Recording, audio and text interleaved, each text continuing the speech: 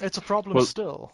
that's the aspect of the power dynamic that gets roundly ignored all the time. I mean, it's funny, that was a slightly different context, but I got into a little kind of mini spat with someone about the J.K. Rowling thing, Mm, and one of the things, so someone had made a tweet saying like, I think the tweet was, I wouldn't trust J.K. Rowling with children right now, and the point they were making was, if my children were trans, J.K. Rowling would potentially be a toxic influence, right? right. And that seemed very clear to me. That was Yeah. the context in which it was said. And JK immediately replied to that person saying, I'm going to consult my lawyers. You might want to reconsider that." Okay. My thing was like, someone said, well, there is a difference between free speech. Someone said, so the exchange went, wow, J.K. Rowling's all about free speech, but then she calls her lawyers as soon as someone says something she doesn't like. And then there was Hmm. a reply that said, well, actually, there's a difference between libel and free speech. And my reply to that was like, well, yes, there is, but in practice, that's normally decided in a court of law by who has the deepest pockets and the wealthiest Hmm. lawyers. And if Hmm. you ignore that dynamic, then you're actually, this idea that there's some kind of pure, whatever Socratic ideal of the law where these things are weighed up and decided purely on their merits Hmm.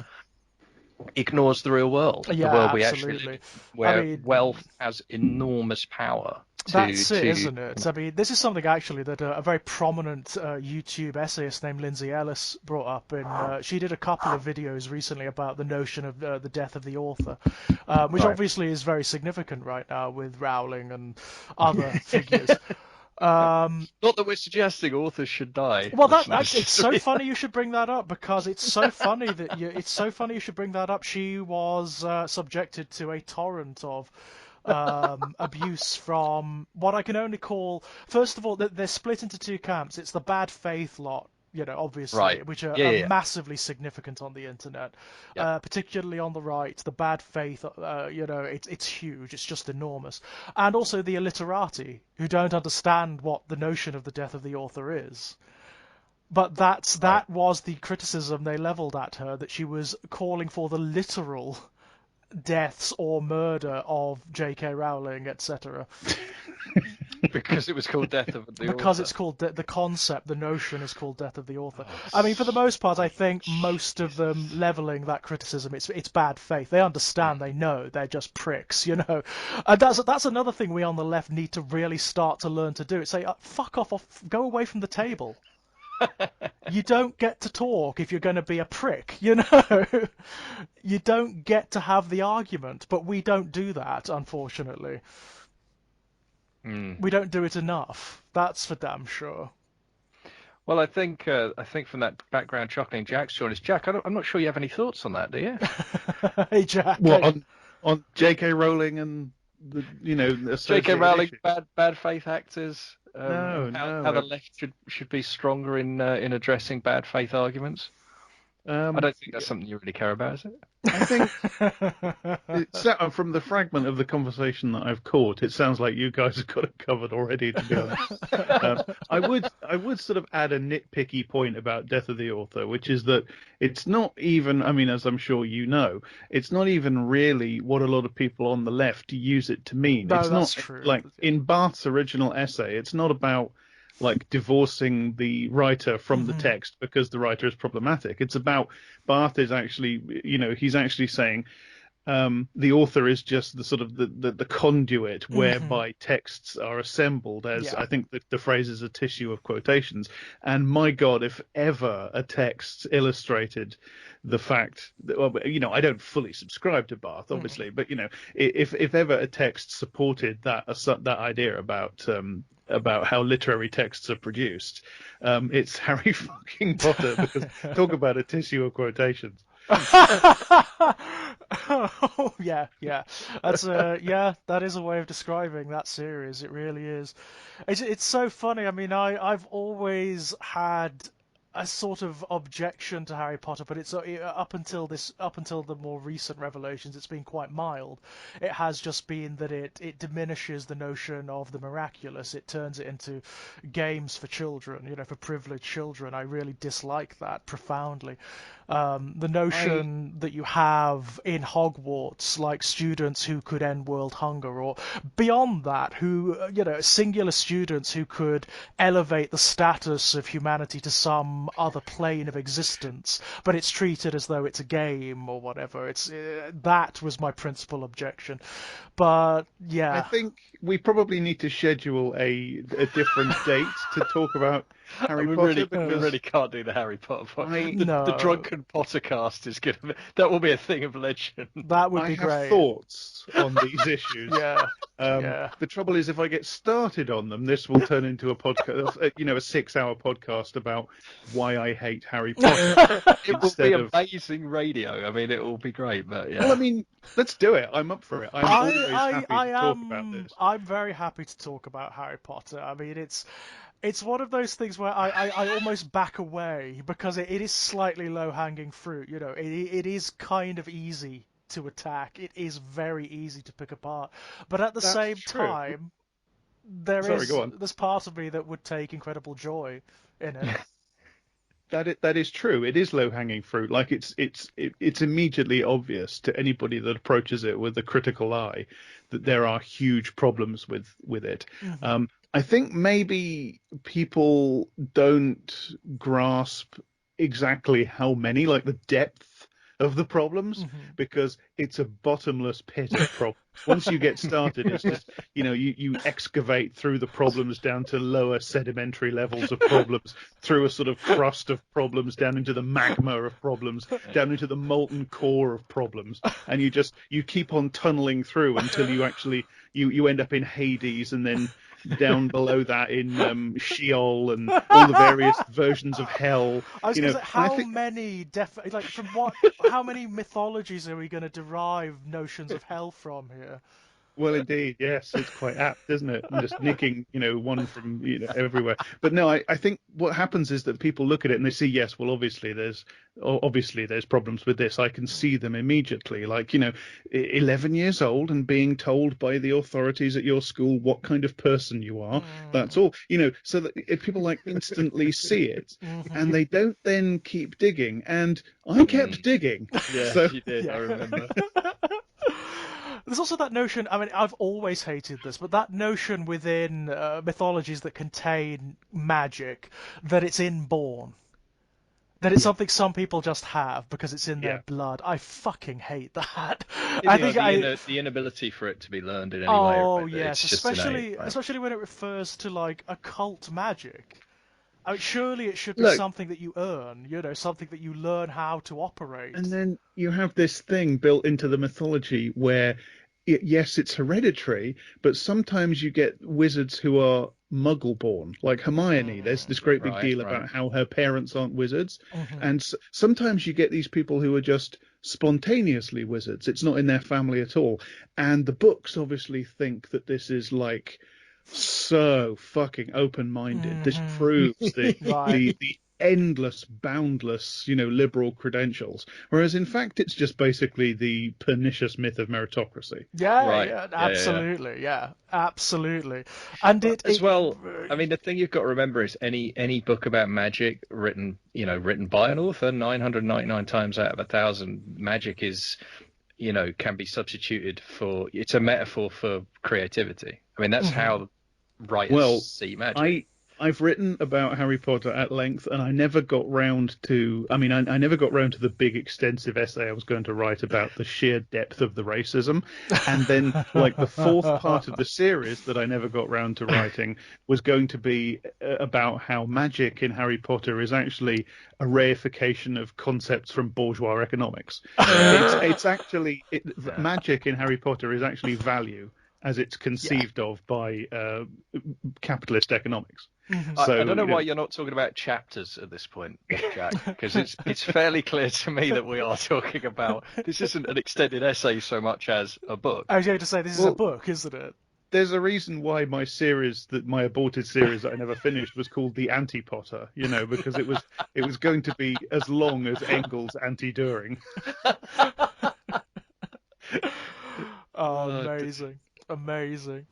Anyway, Well, I mean, yeah, I mean, by the way, listeners, assuming that I haven't like edited this out, we are actually going to be. This is not a podcast about Harry Potter or magic, as you'd per expect from se. what you've just heard, we're about to discuss the Christopher Nolan Batman Yeah, movies. it's. Oh, I mean, I don't even know. Obviously. Well, yeah, I mean, come on, guys. I mean, you couldn't get that. I mean, Surely not. so obvious. It's God. clear from Yeah. what's gone before. Absolutely, absolutely. The context was crystal clear. I don't know what's wrong with any of you, quite frankly. But yeah, Christopher Nolan Batman films. Interesting. Interesting. They're odd things. I find them very, very strange phenomena. I mean, I find that they're films, they're works whose place and significance changes massively with context, like massively. I mean, I think that's even true again. It's funny. I watched these films originally. I mean, we've been planning this for a while. I rewatched these movies back in January, I think, and I was going through my note. I took extensive notes. I was going through them again today, in prep for this recording. So And before, like, at least 4 of the 7 seals have been broken, yeah? well, funny you say that. There's a note in The Dark Knight Rises where I say I make a note about there's a line in that film about the poison of hope. Right. And I said that's a bit on the nose 5 days before polling day. Cheers for that movie. In retrospect, like, gee, kind of a lot's happened since then, hasn't Yeah. it? Yeah. But I mean, I was saying to Jack before, when we were talking about finally setting this, to speak directly to your point about context, my feelings about these movies have gone through another massive shift as a direct result of the recent Black Lives Matter protests. Yeah. And the not that police brutality against black people is something that ever went away, but this increased wave of recorded incidents and obviously the grotesque overreaction of the American police and some other weird forces who are not quite who are they Homeland Right. I Security? mean, it's escalated in recent days, hasn't it? Yeah, And it I has. imagine that context will change the nature and perception of these films completely, given how they portray police forces and how they portray law and order and so on and so forth. But even like I mean, cinematically, these films are yeah. fascinating. I mean, do you remember like when they first came out? I was looking it up earlier. I cannot believe the first film, Batman Begins, came out in 2005, 15 years ago. And the notion of a Batman film at that time was very strange. It was a peculiar one because we were still at that point. We were still feeling the echoes of the late great Joel Schumacher's efforts, which not only buried the very notion of a Batman film for at least a decade, but the very notion of superhero films until Bryan Singer's X-Men came along and Sam Raimi's Spider-Man. Yeah, as I've said about Joel Schumacher, say what you like about him, and say what you like about those movies. For at least after the '60s, from the '80s onwards, really from I suppose Frank Miller, Dark Knight Returns onwards, Joel Schumacher has been the iconoclast, hasn't he? He's been the one who has said, no, we're not doing this as grimdark or serious. Yeah, We're doing yeah. this as a comic book. Yep. With multicolors and things like that. Yeah. So you have to, with all due criticism of Joel Schumacher, and that's a lot because I mean, with all due respect to the man, he was a terrible, terrible filmmaker. And I mean, apparently he kind of knew as well. There is I don't know whether it's apocryphal, but there's a great story I was reading as kind of background research for this, where apparently Joel and some other director whose name I can't remember were in a test screening for Batman and Robin, and by all accounts, Joel Schumacher leaned over while the end credits were rolling and said, "I have made the worst film of all time." I genuinely don't think Joel Schumacher gave a shit. Like, I think he was just out there, getting paid for making slapdash crap, living his best life, and I don't think he cared, frankly. I think, given the track record, I think that's probably true. Yeah, like Andrew Lloyd Webber comes to him and says, "I want you to make Phantom of the Wow. Opera, and he says, "Yeah, sure, yeah. Gerard Butler, Why man. why should I Gerard care? Butler. I could do the Phantom better than him. Why should I?" Why should I put any effort into trying to polish the turd that is Phantom of the Opera? I'll Right. just do it and have fun and take the money and fuck off. And And fuck off again, yeah. yeah, why the hell not? Fuck off a phone booth. Yeah, why not? Yeah. Yeah, it's an interesting thing. I mean, yeah, it is interesting. The iconoclast point is well made. I think the only person who came close to that, actually, funny enough, is Sam Raimi, whose Spider-Man, in retrospect, compared to some of the other grim dark nonsense that's happened since, Completely felt still, technicolor, isn't it? yeah, it It's still just like a felt pretty comic book, slightly and with carnivalesque thing going well, it on. was goofy. I mean, Yeah. what I really like about the Raimi, and a lot of that's in the casting of Tobey Maguire, I think, who does this delightfully goofy kind of Peter Parker, and it probably does get obnoxious by the third movie, but I admire the idea of that. I really like that. I mean, I like Peter Parker to be a kind of not very confident kind of. I love that because I love The the sort of doofy duality of. teenager thing going on, yeah. Yeah, and I like the duality of the nerdy teenager and the superhero being where he gets to let it all hang out, and he gets to Yeah. be a smart ass and a wise ass, but that's not who he really is. Who he really is actually this nervous kind of, and I kind of enjoy that. I think that works quite well in those films. But yeah, obviously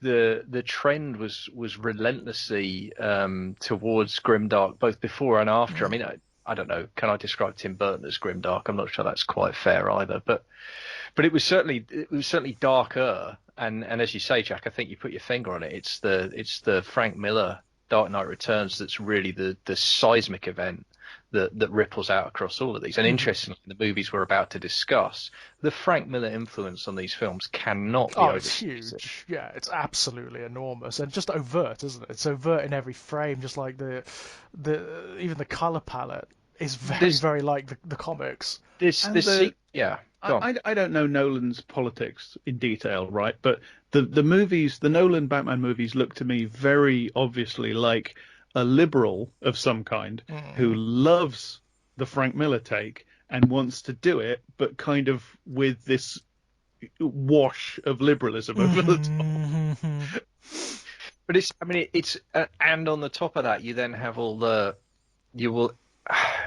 There's all the 9/11 symbolism that comes crashing in the Dark Knight, especially the second movie, which feels just so strange now. Well, look, I mean, So strange. George was talking before about the context of the movies, and that is, firstly, you can't separate. I mean, you can't really separate any work of art from its social and historical context. Of course, that's part of what Roland Barthes was talking about.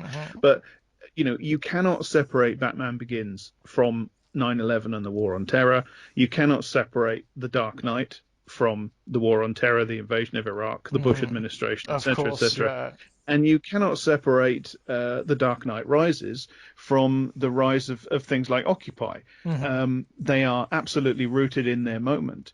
And yet, of course, they do look weird to us now because here they are very rooted, but they are relics of those moments that continue into our moment. So they are a real illustration of how works of art do change their valences, sometimes incredibly quickly. Of course, we've also got the benefit of the context provided by the Joker film now as well, which has cast an amazing shadow back across most of Batman media. I find. Yeah, no, that's a fair point. Well, I know that people on this channel are probably sick to death of me and others talking about the Joker film, but what I find the Joker They knew what film, they were getting into, George, when they tuned in. they did. It's Go absolutely for it, true. mate. It's absolutely true. But what I find the Joker film has done so beautifully is that it has teased out the core hypocrisies of the Batman character, in terms of its standard mythology and the morality, in terms of its politics. And now it's very, very, very difficult to either tell or read what is trying to be an earnest Batman story without thinking, yeah, this guy is just a spoiled rich brat beating up poor people. I remember when we talked about Joker, Kit was talking a lot about how Joker, punctures the saintly myth of Thomas Wayne. I think that was your phrase. And that is something that Joker does brilliantly. and quite daringly, and it's in heavy contrast to the way Thomas Wayne is depicted in the Nolan movies, Yes. where he is depicted basically as an Angelic.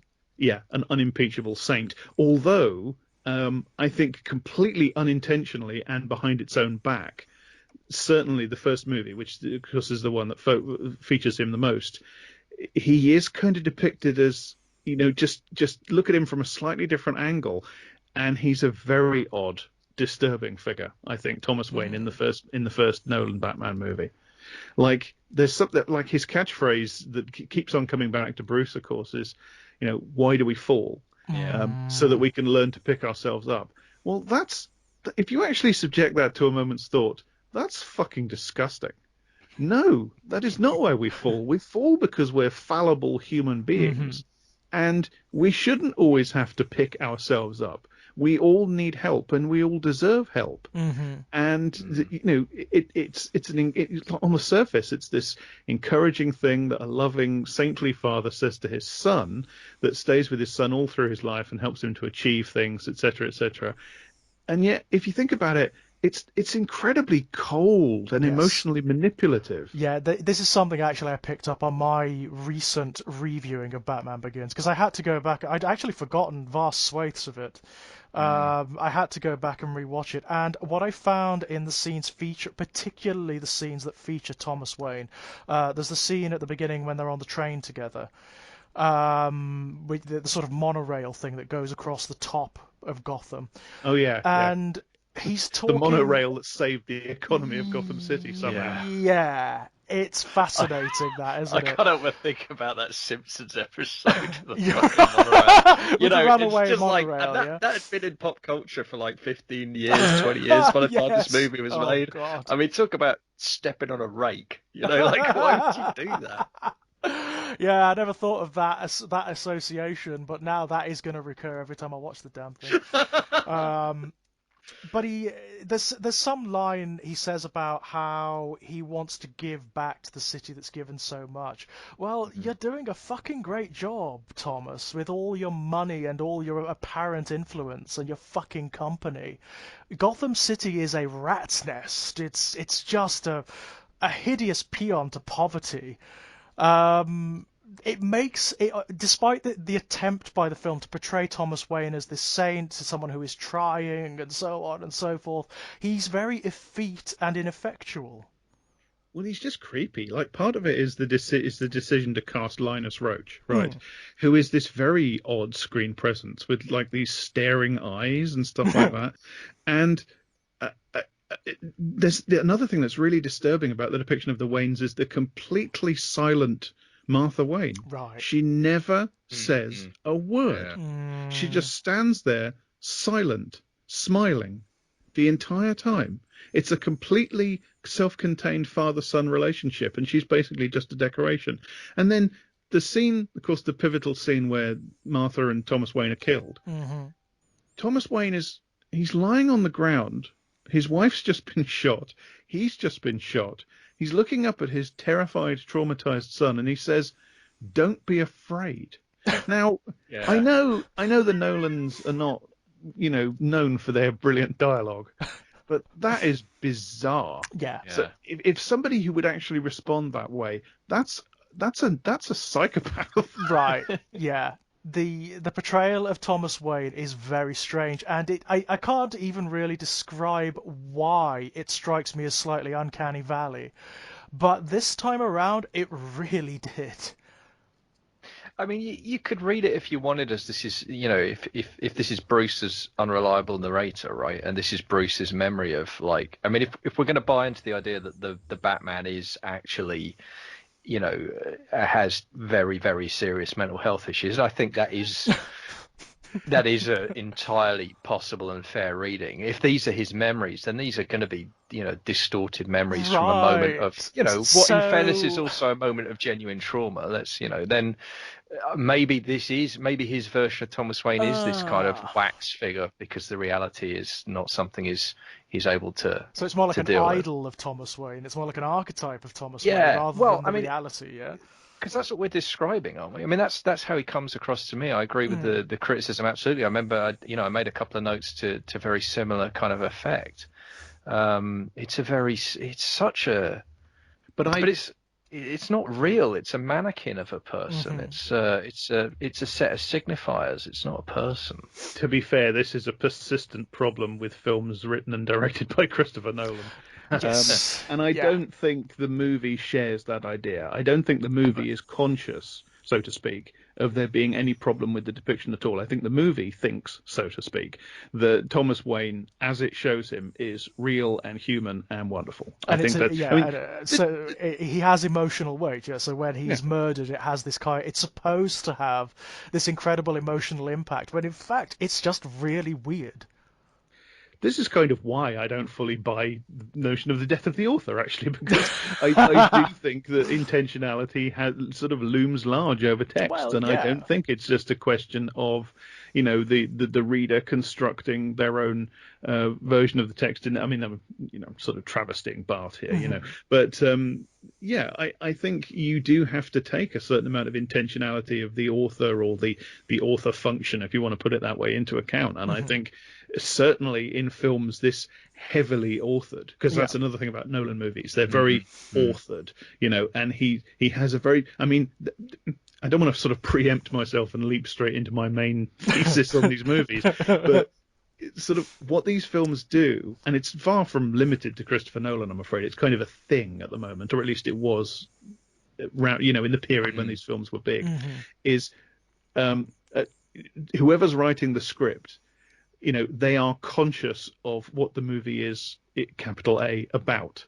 They are conscious of the capital T themes. Yeah. They know the themes of their own work, and they want you to understand. They don't want you to just watch it as a story. They want you to interpret it and get the themes and get the message. So what they do then is that they very visibly put the themes and the message and the meaning, quote unquote meaning of the story into the text, sometimes directly into the dialogue. Yeah, that's exactly what I was going to say, actually. I mean, in this one, certainly. I mean, as soon as Liam Neeson turns up, that's it. That's it. Sweet God. He basically just walks around saying, fear. Right, fear, right. Fear. But I mean, and talking to the audience. I mean, that's what he's doing. He is the voice of the writer talking to the audience. That's all he is all the way through.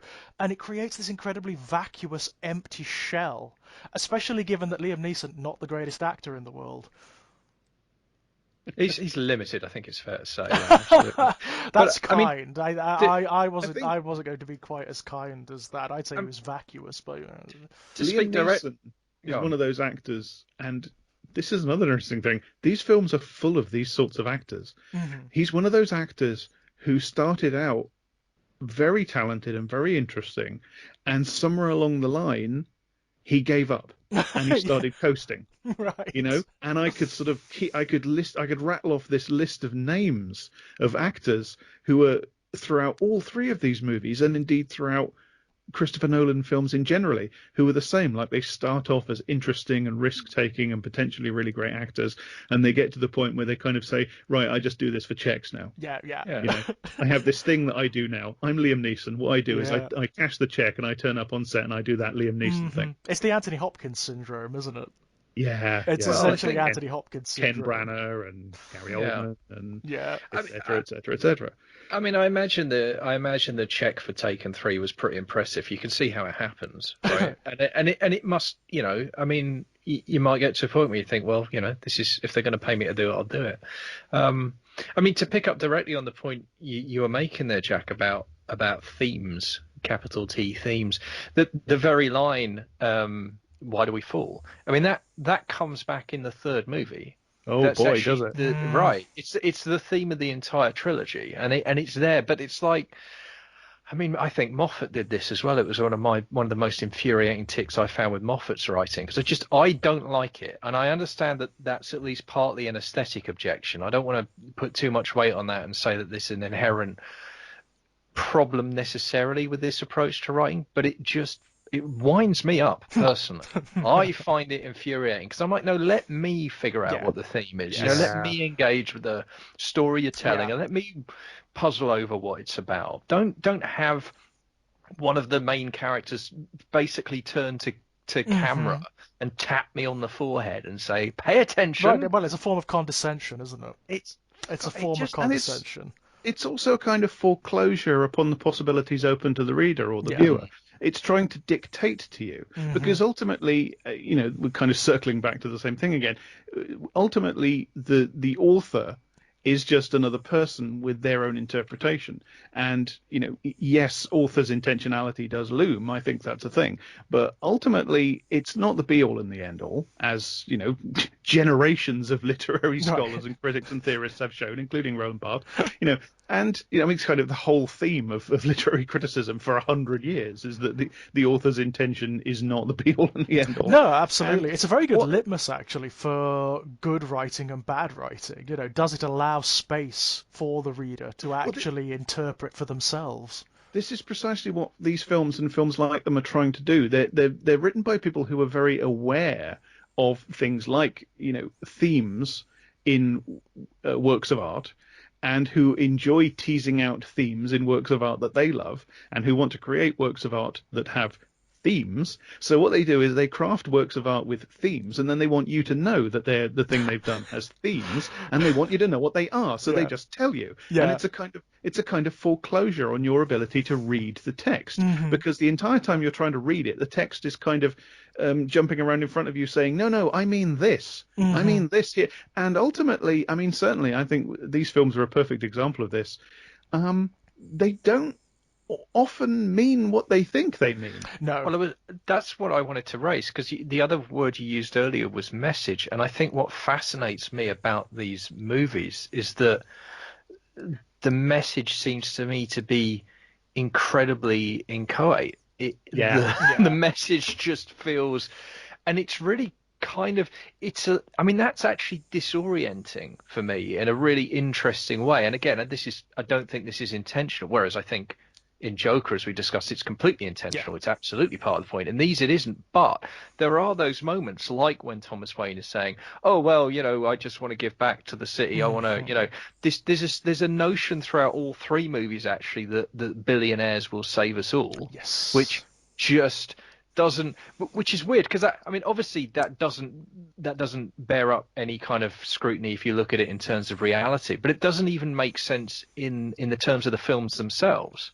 because they don't ever. Yeah, Like, they it's haven't. They have spectacularly haven't. failed, haven't And they? they continue to spectacularly fail for three movies. I mean, they don't ever actually pull the rabbit out of the hat on that. It's so basically weird. everything that happens to Gotham, apart from the League of Shadows that have Gotham in their sights already, apart from that, everything that happens to Gotham is a direct result of what Bruce Wayne does. And the films are kind of conscious of this, and they kind of go, yeah, but not really, kind of, but also this, that, and the other. But they don't actually have an answer for it, do they? Well, Wayne and Gordon. I mean, can we talk about the most corrupt cop ever? Can we talk about Commissioner Gordon, who Contentious lies? kid. You're going to get hate mail for that. You do realise that. No, I tell you what, this is really important, because one of the things I remember loving about these films, and actually in my notes from January it's there as well, I loved the foregrounding of Gordon. Gordon is one of those characters that I think is always very badly served by Batman movies historically. Yeah. He's always an afterthought or a bumbling joke or whatever, even back to the 60s series. In the comics, he's always been an integral part of the storytelling. He's always been a really important character. It's one of the things that Miller did really well in Year One and in Dark Knight Returns, is he foregrounds Gordon. And he makes Gordon a very interesting and flawed character. In Year One, Gordon has an affair with another officer, and he has to tell his wife about it, and his wife's pregnant at the time. It's this whole, one of the B plots.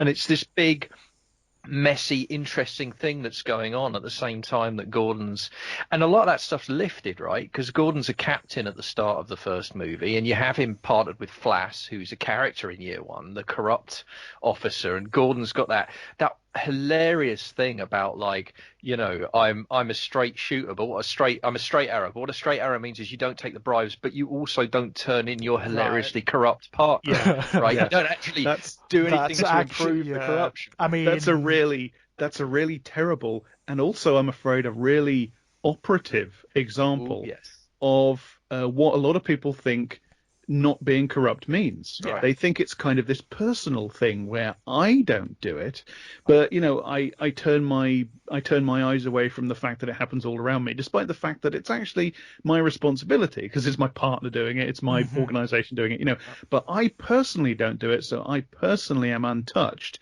and that is a very widespread idea, and it's complete insane nonsense. Yeah. Of course you're corrupt if you tolerate corruption around you from your colleagues and people in the same organization as you, your own fucking partner.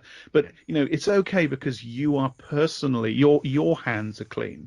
Yeah, and you look on with disapproval, and it's a classic fucking liberal centrist delusion, Right. isn't it? It's a culturally pervasive narrative, but it only It is. applies in like the police force, soldiery, sort of like violent institutions, yeah? Doesn't apply in care, doesn't apply in nursing, No, it's fascinating. No, like a social worker that did that. Fascinating, right? Roasted at the spit. Yeah. Well, I mean, let's be real. It only applies if you're white, right? Absolutely, yeah. Well, it only applies by whatever criteria if you're one of the people that it applies to, and there's all sorts of criteria, in different contexts, and we've mentioned some of them. And this is one of the ways in which these films fascinate me, because that hypocrisy is it's something that the film almost kind of notices notices but doesn't notice that it notices. They all do it. Every single one of them does it. Every single one of them has that moment where you get like just thrown in. You get the impression that someone read this moment in the script and said, "Oh, that's a bit dicey given what's going on politically at the moment. We better throw in Lucius Fox saying, Mr. Wayne, oh, you better not do that." Well, and we've got to find a way for it to be okay. Yeah. Even if the writers aren't conscious of what they've the very important acute point that they've kind of accidentally stumbled on and not noticed, there's still this discomfort itching at the back of the neck. We've got to do something to cover that up. Yeah. So the films keep doing this. They keep stumbling upon these acute observations that they kind of don't notice, and then because they've only half noticed them, they have to do something to cover them up. Like the whole thing in the last movie about the Dent Act, right? And about the fact that it's supposedly based on hypocrisy. Like the problem with an act whereby you can keep people in prison indefinitely without parole is the problem with that is that it's based upon adulation of a hero DA who actually wasn't heroic. Like, that's the problem. That's the issue. Right. Yeah. No, that's not the problem. The problem is that it's horrific abuse of state power. That's the problem, whether Harvey Dent was heroic or not. But you have this. Did you catch the line about the Dent Act where it allowed women to be imprisoned with men? Yeah. But it's okay because Selena can look after herself. Right. Yeah. That's another example. And there's this thing that sort of like a key moment in the third movie is when Blake finds out about Dent actually being a murderer because Bane reads out Gordon's that he didn't read, right? And Blake is disgusted. And he says, your hands look pretty dirty to me, Commissioner. And Gordon has this speech where he says, I hope, if you're ever in a situation like that, you have a friend like I did who will put his hands into the dirt for you. Yeah. There it is. And then you get that kind of echoed later, because the film thinks it's offering this complex, nuanced critique of Gordon's moral position, right? What it's actually doing is setting that up to be knocked down. And it's specifically knocked down later in the film when Blake has his thing about structures becoming shackles. And that's why he quits the police, to presumably become a vigilante. Because of the completely irrelevant thing that happens on the bridge. He decides as a result of that structures are shackles. So what the film actually does is it says, there's this complex, nuanced thing that this moral choice that Gordon has to face. It's complicated, isn't it? We're not going to offer you easy, simple solutions. We're going to stay complicated and everything. And then at the end of the film says, no, Gordon was right. Yeah. But it's and of course, though, none of that applies to Bane, right? Because the revolutionary isn't accorded any leeway whatsoever when it comes to structures becoming shackles. Right, not just the revolutionary, but the people. The way that film demonizes the people of Gotham City, which is obviously that drives me nuts. That drives me. When I rewatched it this time round, I was actually kind of livid watching it. If you want a Vile. vivid illustration of fishhook theory in action, look at the way this movie tells you liberals think about ordinary people. Hmm. Look at what it tells you. Look at the abject fear of capital T, the capital M mob. That is liberalism's worst fear, and that is why liberalism will always run screaming into the arms of the jackbooted thugs who will claim it's going to protect them from the mob, because the mob is what scares them more than anything else. And it's the same thing again. It couldn't be clearer. The film is kind of noticing that there's a social problem to do with inequality. It can Right. drag itself that far to the It point even where it's, names it. It Yeah. uses the words, it uses the language of inequality, and you're like, wow, are we going there? but it No. can actually drag itself as far as a milquetoast sort of liberal acknowledgement that inequality's not all that great all the time, is it? Sometimes. But then the next thing that happens is that, given the slightest excuse, the poor start tearing rich people out of their houses and murdering them in the street and setting up revolutionary courts where they just get murdered, like in the French Revolution. Yes. Guillotines all round. I mean, you could take that even further. They set up their kangaroo court. It's actually not just the poor people; it's the mentally ill people. It's the people from Arkham Asylum, isn't it? Yeah. So Well, there's a whole other interesting. there's a can of worms. whole right. And it culminates in the grotesque spectacle of the police as protesters charging the authorities, which is the great unwashed. And being We were attacked. talking about context earlier and how these films change. Oh my god! But even that, I mean, the description of those as two armies. That, I mean, even at the time, that really hit me. Yeah. I was like, that's such a horrific framing to describe these two groups as two armies. Right. I mean, that's just so, and that has only become more horrific. But now, I mean, the imagery that film contains, certainly in its closing chapters, echoes the images we've seen on internet feeds and on Twitter feeds. Yeah, absolutely. Well, as I've said, I think The Dark Knight Rises is a fascist film. I think it's just openly a fascist film. Yeah. I don't think you can look at it honestly and come to any other conclusion. Yeah, I think you're absolutely right. Beyond what other technical issues it also has, I mean, Tom Hardy's performance of Bane is appallingly bad. I quite like it, but I like scenery chewing villains. All of this business, I can't hear what you're saying.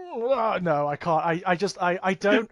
It's one of those performances where I'm like, what are you doing, Nolan? Why are you not telling him to stop and rein it in, Yeah. Yeah. What's he got over you? What's he bringing I think it's the other way around. I think Hardy was just like, really? Okay. I mean, you're paying me, so I'm here. So if that's what you want me to do, I'll do it. Because I mean, I think Hardy's a decent performer. He generally is. I have no issue with Tom Hardy generally in most things, but in this is it. film, I half the time I can't hear what he's saying. I have no notion of what he's saying, So when you've got him reading out this grand revelation on the steps in Gotham City of the Gordon Act, it's all corrupt and so on, I'm like, well, why are people even reacting? They can't understand what he means. I think I love Tom Hardy as a performer, and I think he's also rather nice. He's rather easy on the eyes. Not in this film, obviously, but look, I'm straight and I fancy him. Right, okay? there you go. So there you are. Look, I love Tom Hardy. He's fantastic. Yeah. But I think there are times in Dark Knight Rises when he's awe-inspiring. I think there are at least as many, probably more times in The Dark Knight Rises when he is openly taking the piss out of the material. And I don't know what other choice he had, really, because some of the dialogue he is given to repeat is just legendarily awful. It's some of the worst film dialogue I've ever heard, and it's got this horrible quality of having been kind of, this happens again and again with Nolan dialogue. It's got this quality of being forced into shape, because what Nolan wants is for Bane to say certain things. So kind of the dialogue gets crowbarred into a certain direction so that it enables Bane to say, I'm a necessary, he goes, Mhm. I want Bane to say I'm a necessary evil. So the rest of the dialogue in that exchange has to be, beaten and twisted with Sure. with Right. hammers so that he gets to say that, and it's, oh God, it's awful. Yeah. And I think Tom Hardy's only recourse at times was to just go bonkers, to just Yeah. yeah. Just go nuts with uh, it. Yeah. yeah, yeah. I'd But I also. also think, that I'll be very quick with this. Yeah. Go I ahead. think there's a thing which is happens again and again when certain kinds of characters are demonized, which is that in addition to being portrayed as evil and sadistic and mindlessly savage, they're also portrayed as ridiculous. This is something that Mhm. Jack Shaheen wrote about when he wrote about the depiction of Arabs and Muslims in Hollywood. He wrote about how, and this has been noticed by loads of other people, that the way in which Arab and Muslim people are consistently depicted not only as evil, mindless terrorists, but also as sort of bumbling idiots Yeah. at the same Yeah, time. And the absolutely. key text for this is True Lies, James Cameron's movie True Lies, which has this cell of stereotypical evil Islamic terrorists in it, and they are depicted. They are absolutely textbook case of both savage, brutal, evil, but also kind of comic bumbling idiots. Yeah. Yeah. Yeah. And I think that's in the script for Bane. I think Bane is written in the same way. And it's because the point of the script is to demonize the revolutionary. Mhm. And, I can go into detail on the ways in which he hits all the markers of the ways in which revolutionary figures are demonized. Mm. He's a demagogue, he's a Machiavellian, but he's also Mhm. simultaneously a fanatic while also being a cynic. It's totally incoherent. Yeah. He's not really a revolutionary because what he actually wants is power and destruction and mass casualties, etc. Because he's a lunatic, but at the same time he's kind of a fanatical ideologue. It doesn't make any sense, but it's the way revolutionary figures are always demonized in this sort of ideological product. And another way in which it happens, going right the way back to the way Cade is depicted in Henry VI by Shakespeare, Mhm. is as a kind of ridiculous, incompetent idiot. Yeah. He's all those Yeah. things at once, and I think that's just the script. Whether I don't think Nolan went out of his way deliberately to craft it that way. I think he's just recycling these tropes to the point where Mhm. here it is again. Here it is the same thing again. And I think what happened with Tom Hardy is that he looked at this character and he thought that's the only way I can play it. Yeah. But you know what I think that highlights, and it's a similar point to the thing we were talking about earlier, is that it's for me the original sin of the movie that we're teasing out here is that the movie has decided that Batman has to be good, Yeah, even though Mhm. there's no like real Thea. way to tell a story about a vigilante working with the police, even in the era when this movie was made, that doesn't make that hard, if not impossible. So because it starts there, it just warps and bends reality around it in order to try and make that thesis work, which is why you end up with these characters saying these ridiculous things, and you end up with these, this artificially created city that doesn't make any bloody sense, and all this stuff that keeps happening. Well, Bane's the same, Yeah. except the other way around. Bane has to be evil because he's the revolutionary, Because he's and trying to change the status therefore, quo, and Yeah. therefore he must therefore be we de facto evil, exactly. de And facto So we, people who are evil. trying to change yeah, the world in these sorts of stories, well, basically all stories, they're always evil. yeah. Mhm. That's So you have basically a to, definition of a villain in storytelling in yeah. Western capitalist society. The Yeah. villain is the person who's trying to change the world. Yeah, it's fascinating, and it's particularly fascinating when you look at the sort of comics, the superhero comics that are being produced now. There's a series from Marvel out at the moment, which is a Hulk comic called The Immortal Hulk, and there's Yeah, I've heard. a sort of sub story in that where Bruce Banner basically says, "Fuck it. The humanity is on a roller coaster to extinction. Everything is corrupt. There's no consequences for corrupt structures or the abuses of organizations or companies or nations." So he becomes what would be classically depicted as a terrorist.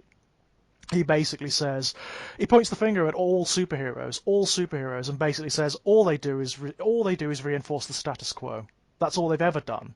They have all this power. They have the power, the means to transform the world. To Hmm. make it, to realize utopian ideals, and they do nothing with it. So I'm going to do it. Um, And that's fascinating to me, the fact that the comics have actually evolved to the point where they can self-dissect in that manner. Yet the films with the Joker obviously have got to that point as well. Yeah, I mean, we talked at length about Joker, and I think Yeah. Joker it's not a perfect movie, but I think in some ways it's almost I talked about watching it and not quite believing what I was seeing, and I Yeah, still feel the I same still feel way. the same way. Yeah, I still very much feel the same way. Look, Um, on the plus side, we're clearly the only three people on the internet who feel that way because everyone else hates it. So, yeah, I mean, so it made 1.2 billion box office, but everybody hated that film. yeah. That's really interesting to me. Yeah, fascinating Yeah, stuff. I nearly got into another argument online the other day. I was found myself tapping out. You do realise at the point that the Joker's argument, as articulated at the end, is feeble. That's the point. He hasn't got, Mm, and I just deleted it because I thought, no, I'm not doing this again. I'm not doing this again. I it's am going to assemble that bloody book at some point. It needs to yes, be yeah, written. we It must. We needs to be written. absolutely must. I mean, it's the amount of bad takes that film has accrued is unbelievable. It's But I mean, absolutely unbelievable. seeing as you brought him up, though, why don't we talk about because we haven't talked about the Joker yet. But And Heath for Ledger's No. me, Joker. Ledger's Joker, up until that movie, Ledger's Joker was the definitive portrayal Mhm. for me, like 100%. And I think that it's really, I mean, one of the things that's interesting for me about The Dark Knight Rises is, I don't know if either of you have heard this. Now, this is a story I got from a friend of mine who's very plugged into geek culture. I have no idea if it's true or not, though, which is that once Heath Ledger died, Nolan actually didn't want to make Dark Knight Rises anymore because Interesting. Ledger was going to be in the film. There was originally, I think, Scarecrow's role was going to be played largely by the Joker. The Joker was going to be head of the court, head of Bane's court, Hmm. which you can immediately see how that might, Yeah. enliven that particular scenario quite a bit and put some interesting wrinkles in it. And what happened was that obviously, the thing happened with Heath Ledger dying. Hmm. And the story is that the studio basically said to Nolan, we will give you some absurd amount of money. Maybe it was like 100 million or 200 million to make any movie you want. But you have to make The Dark Knight Rises afterwards. And that's how we ended up with Inception. Right, right. That's So the story that I have been told. Dark Now, Knight again, I Rises don't was know. the B film. Yeah. Yeah, yeah, and in exchange for giving him an absolute butt ton of money to go and make Inception. So Mm, the gift yeah. that keeps on giving. Uh, so I don't know if that's true or not, but it's interesting to me, and I would really, I don't know if they exist or not. I'd be fascinated to see what, a script of The Dark Knight Rises with Ledger's Joker With and the looks Joker in it, yeah. I find it almost impossible to imagine that with exactly. Heath Ledger alive, the third film wouldn't have been like main villain Joker again. Yeah, I I can't really see how it could be anything else, to be yeah. perfectly honest. And just in textual terms, I can't imagine the Joker being Bane's judge or whatever. Well, they are almost antitheses of one another, Well, aren't this they, is it. Like, ideologically?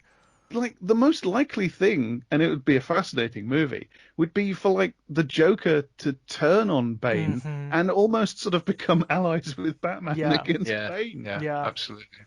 Because the Joker, just a Joker as he's depicted in The Dark Knight, wouldn't be able to just, he would consider Bane the ultimate schemer, wouldn't he? Yeah, Yeah. his obsession with order and with law and with yeah, absolutely. Plans. He would absolutely loathe Bane. Well, although, I mean, Yeah. Jack, as you have pointed out on a number of occasions here, there is a certain hypocrisy at the heart Well, of Ledger's Joker with regards to plans indeed. specifically. This is why the Joker is the best thing in any of these movies. Mhm. Yeah. It's not just Heath Ledger's performance, which is genuinely great. I mean, I'm Yeah. not going to just be a contrarian for no reason at all. It's a great performance. One of the great performances in cinema. He's just absolutely magnetic. You can't take your eyes off him when he's that's exactly it, isn't it? When he is on screen, he is everything. yeah, totally. But the Joker is the best thing in all the movies for the other reason that he is. And I go back and forth on how conscious this is. I really do. Sometimes I think to myself, this must be conscious. This Yeah. must be deliberate. They must know they're doing this. And then sometimes I look at other things in these movies and Nolan's catalogue more generally, where I'm convinced they haven't noticed the ironies. And I think, no, they don't know. They haven't noticed their own thing.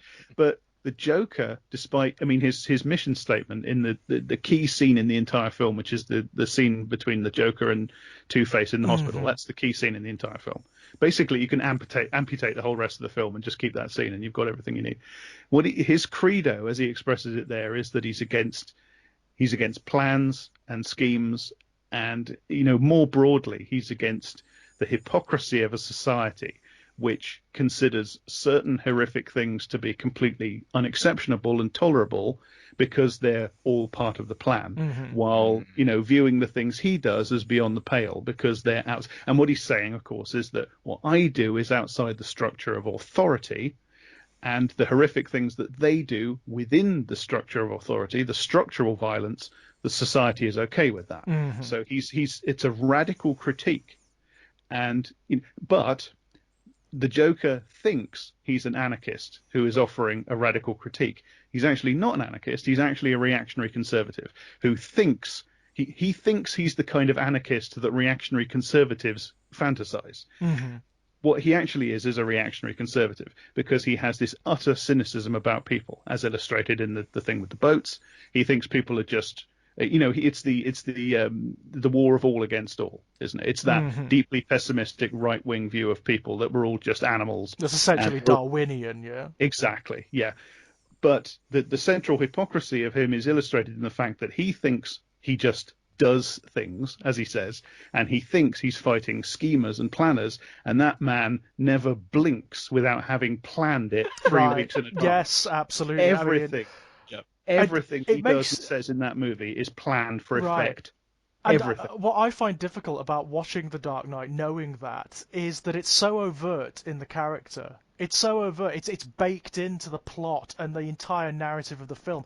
Everything is planned out from like the first instance right to the very end. Yeah. Yep. Yeah. I can't imagine that that's not conscious, and therefore the Joker character is consciously insincere. Yeah. He's saying that as a kind of manipulation of whoever he's talking to or to the audience.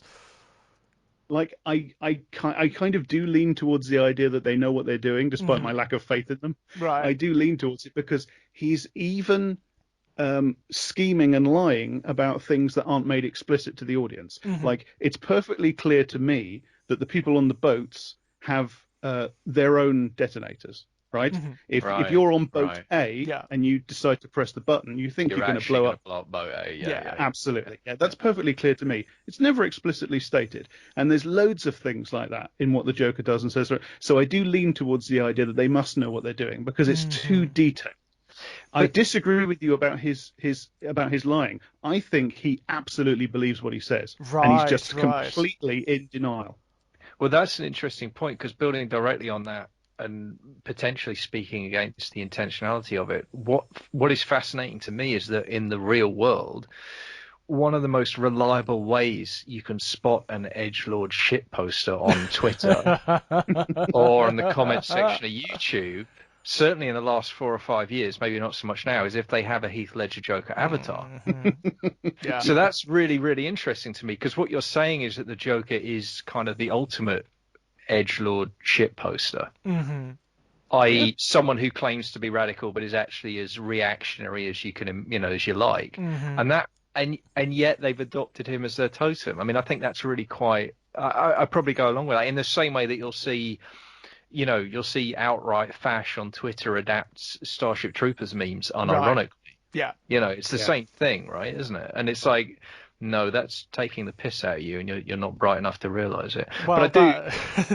That's pervasive throughout media. I mean, if you look at Alf Garnett in this country, or various examples of comic characters who were designed to satirise racists and bigots, but who racists and bigots have adopted. Well, Daniel and I, my co-host on our podcast, I Don't Speak German, we were going to do an episode about the movie American History X. Interesting. Yeah, we've decided to put that back a little while now because we've got other stuff to talk about. But one of the things about that movie, of course, is that consciously that movie is a vehemently anti-Nazi, anti-fascist movie, right? Yep. But Yeah. the Nazis fucking love that movie, and they love Really? that character. Of course they do. Yeah, Wow. Because because he's so fucking cool. the scene where Edward Norton, and it's weirdly, if I remember rightly, this is at the end. It's very near the end of the film. The scene where Edward Norton is sitting at lunch with his mum and his mum's new boyfriend, who happens to be Jewish, and he gives that big speech, is one of the best articulations of the Nazi position you're ever likely to see. He argues it fluidly. He argues it coherently. He uses all of the tools, all the rhetorical tools of argumentation that the Nazis use in real life. Mm-hmm. It's a really horrendously manipulative piece of dialogue. And it's on one level, it's a really good piece of writing because that is how the really bright, really articulate It's how they Nazis work, articulate their Yes. spite. But that's Yes. also why the Nazis fucking love it, because no one ever actually counters that argument in the film. There's no counter argument. There isn't. The film assumes that the entire audience knows that Nazism is bad. Mm-hmm. And the problem here, of course, is that no, the entire audience doesn't know that. Yep. There is a section of the audience that doesn't know that. So the film doesn't include a counter argument. There doesn't. I mean, it's difficult to say that something that's supposed to be a drama should carry a section where somebody sort of goes through somebody else's speech and refutes it point by point with fact, right? But if you're going to raise their case and put it so eloquently, you kind of do need to do that. Mm-hmm. It's And not there enough to just say, yeah, but it's nasty. Yeah, And there but are some black characters- people are nice. And there are characters in that movie who could have done that. There are characters in that. I mean, they're not in that scene, but there are characters in that movie who have the intellectual heft and understanding necessary to counter that argument. One of the things I love about that movie is the sister, Edward Norton's sister, because she knows he's wrong, but she doesn't have the arguments. She can't argue. And that's brilliant because there's millions of people like that. Millions of us know they're wrong, but we don't know why. Yeah. And we can't argue. And when we try to argue with them, they run rings around us. Yeah. And that's fucking brilliant, right? The problem then is that nobody does figure out how to argue with him. The film just says, yeah, but Nazis are bad, and they're not really very nice, and they're not really your friends, and et cetera, et cetera. It essentially has nothing to give you as counter argument except sentimentality. And at the same time, you've got Edward Norton, buff as fuck, striding around looking incredibly, badass and cool, curb stomping people, and they love it. So the problem is the basic assumptions of the film. Yeah, it just also it ambiently assumes that people are going to understand the critique that it's making without articulating it. Yeah. Yeah. Well, it thinks it doesn't have to make a critique. Yes, it thinks it doesn't have to. It thinks that people will understand. Yeah.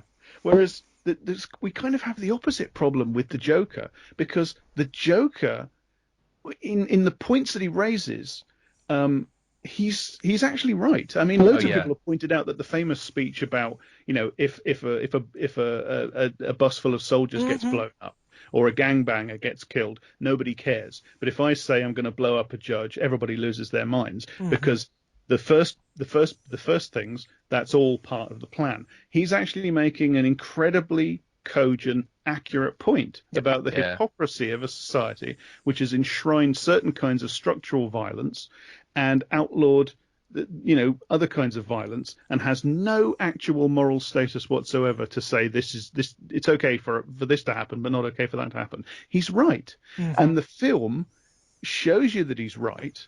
It's not actually his standpoint, because he's not actually an anarchist. He's actually a reactionary conservative. But he spouts some of these arguments, and it shows you that it doesn't offer a counter argument. Yeah. And it kind of can't, because he is actually right. Yeah. But what the film does then is it assumes that he's wrong about everything because he's the Joker and he's bad and he's evil, etc., etc. By definition, must be wrong. Yeah. Exactly. So what it ends up doing is saying, not in so many words, but saying through the full force of the aesthetics, the Joker's radical critique is wrong. So anybody who offers a radical critique is basically the Joker. And we're back where we started. The villain is always the person who wants to change the world. Yeah. Yeah. I mean, that it's interesting because that articulation of those points, I mean, that only feels again even more acute as we talk in July of 2020. I mean, I think about the frantic attempts by the Trump administration to normalize violence and disappearances of protesters, which is actually something that's happening right now. Right now, yeah. Unmarked cars and unbadged federal agents of some kind are snatching protesters off the streets of Portland, with no apparent due process, and no one's quite sure what's happening to them or where they're resurfacing or if they're being arrested or anything like that.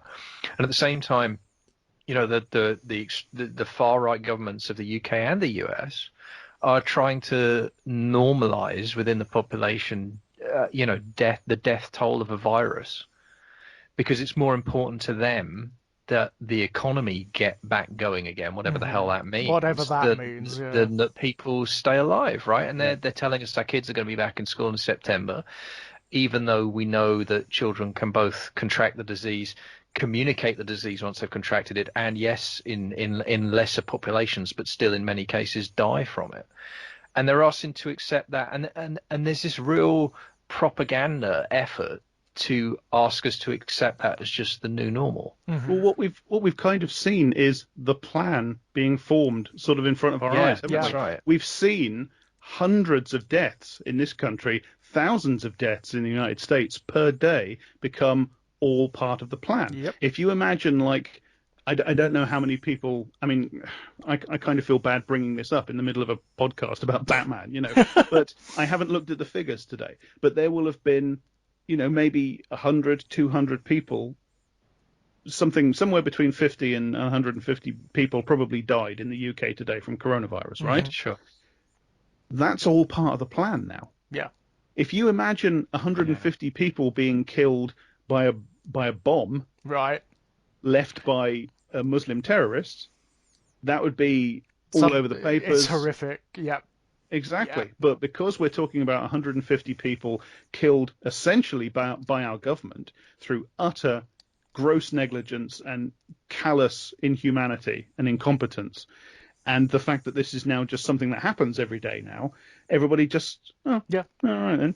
But that's why it's a perfect illustration of why this is a genuine problem. The Joker, for his own, cynical, deluded reasons, he's put his finger on a real problem. Yeah, right. But the point has been invalidated because it's him raising it. Mm-hmm. He also happens to be a psychotic who makes videos, makes execution videos and blows up hospitals and so on and so on and so on. Yeah. And again, I mean, that's this interesting thing there, the real life parallel of trying to describe Antifa as violent terrorists and, the Portland police describing violent terrorism as graffiti on buildings. Like that fits no definition of violence that I understand, and yet that's serious. Again, that's something that's happening right now. That's something that's, that's a real process that's happening. And this, I mean, the videos are really interesting. One of the things I found rewatching it. I mean, one of the things I was doing, because these movies all have a 12 certificate. One of the things I was doing when I rewatched them was vetting them to see, is this something I'd be willing to watch with Scarlett? And interestingly, I wouldn't any of them at the moment, but especially not The Dark Knight. I think The Dark Knight's 12 certificate is really interesting because there are moments where Ledger's performance is so incredibly menacing. Yeah. I mean, the scene where he threatens, I can't remember the name of the character, but the love interest of Wayne and Dent, when he threatens it with a knife.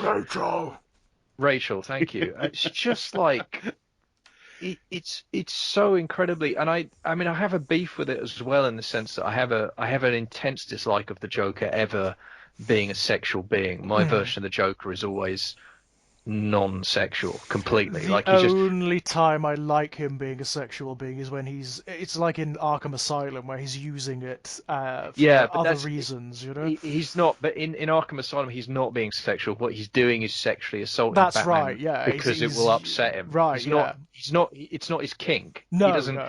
He gets a kick out of Batman's humiliation. It's absolutely no, like it's he doesn't an assault, give him a hard isn't it? It's a way of exactly. Actually, it's just a way absolutely. of And that's just, I mean, that's headcanon, that's my problem. But I mean, I really don't like it. The moment when he flattens his hair out and licks his lips and walks towards him, I'm just like, fucking hell no, In fairness, I read that as a fundamentally non-sexual being parodying sexuality. I think that's how Ledger is playing it. I don't think he actually has any sexual reaction to Rachel at all. I think he's just trying to intimidate her, and he's using sort of this parodic outward pretense of sexual interest in her. That's how I think it's played. It's almost But like I do a take your performance, point. isn't it? Yeah. Yeah. Again, everything he does is calculated for effect. Right. But I mean, you've brought up something that I find obnoxious in the extreme about these movies, particularly The Dark Knight, which is the way the violence is sanitized, right? You think about what happens in The Dark Knight. There's a man who is burned to death. He's put on top of the pile of money, and that's set fire to. We don't see a thing. It's implied. There's a man who is killed with a knife. Presumably his throat is slit. There's at least one of those henchmen who gets killed with a snapped snook cue. There's loads of stuff. Like the guy Brian who goes out dressed as Batman and gets kidnapped by the Joker. We see the video, and then as the Joker starts to assault him, the video sort of gets knocked about, and we don't actually see anything. And it's to me it's obviously the way they're trying to put violence into the movie, but in such a way that the certificate doesn't go beyond a 12. Yeah. Right. So it's not showing the consequences of the violence at all, or the reality of violence. Exactly. On the one hand, it's actually very disturbing. It's actually more disturbing than it would be if we saw the violence, because when we actually see the injury, the violence, there is a sense always that it's a kind of a relief, because it's the tension being broken. The thing that we've been dreading is now happening. So there's this kind of, as awful as it is to see a depiction of violence, there is this thing where you kind of go, because the tension has been released. It's contained and controlled, isn't it, at that point? It's defined, it's definite at that point. Exactly. If you don't see it, it's kind of worse. It's nebulous, yeah. But it could be anything. At the same time, it's sanitized and it's bloodless. So the film keeps on suggesting really quite horrific violence. There's a man in this who dies by having a pencil driven into his skull, right? And we don't see a single drop of blood. Now that, to me, like, I'm not a parent, so I can't speak to this, but I would be...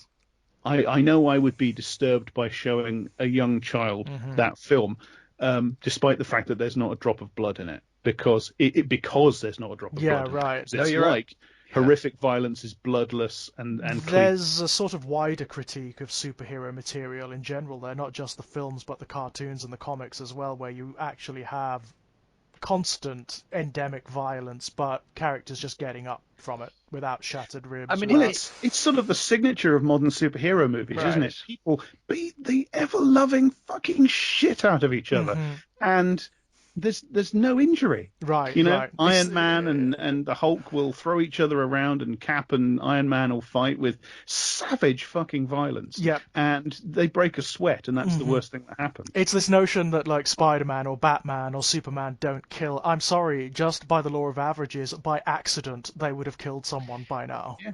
Which is why I do, despite the fact that they're not great films, I do have a kind of grudging respect for, like, the Zack Snyder ones, because they dare to say, yeah, when Superman fights General Zod, innocent people are going to get crushed by falling masonry. I mean, that's an interesting point, because for me, that I'm conflicted on this, because I accept the critique. I mean, I think you can hand wave with the Marvel movies when it's hero versus hero. It's like, well, they are all superpowered, so they take more damage, so whatever, right? I mean, you can hand wave that to a degree. The civilians is the real problem in Marvel movies. Civilians are constantly under threat, but nobody ever dies, and that's just, I mean, that isn't realistic. I mean, I hate the Snyder movies. I just detest them, and I detest the grim darkness of them. And I think what I've come to is the superhero comic book fantasy is that the innocent civilians are always in peril but never get killed. And actually that is just a part of, and it's the same fantasy that allows us to enjoy the Hulk.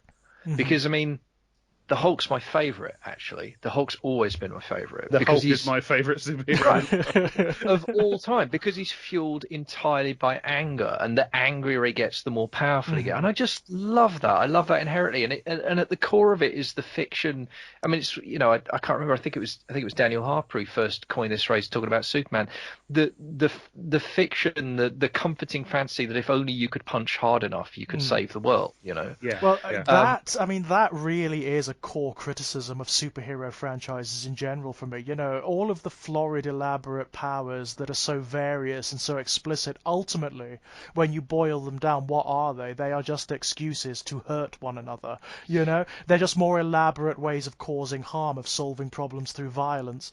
And that is a real issue at the heart of superhero mythology. But there is a kind of loveliness to it in its original purest iteration, which Yeah, is in Superman. that's And right. I think we talked about this, Kit, when we talked about Superman 3, which is, Superman is, for all that there's all these sorts of weird ambiguities in the character, I'd say I wouldn't be, I wouldn't dream of saying the character is unproblematic, but he is basically, a couple of Jewish guys Yeah. thinking, if only we could just punch a little bit harder, you know, and it's very difficult not to like that. I mean, that's part of the problem, isn't it? It's very seductive. Yeah. Not just because it's a bit simple, but also because it's kind of a pure fantasy on the part of people who kind of do need to punch a bit Yes. harder. Yeah. Yeah. Absolutely.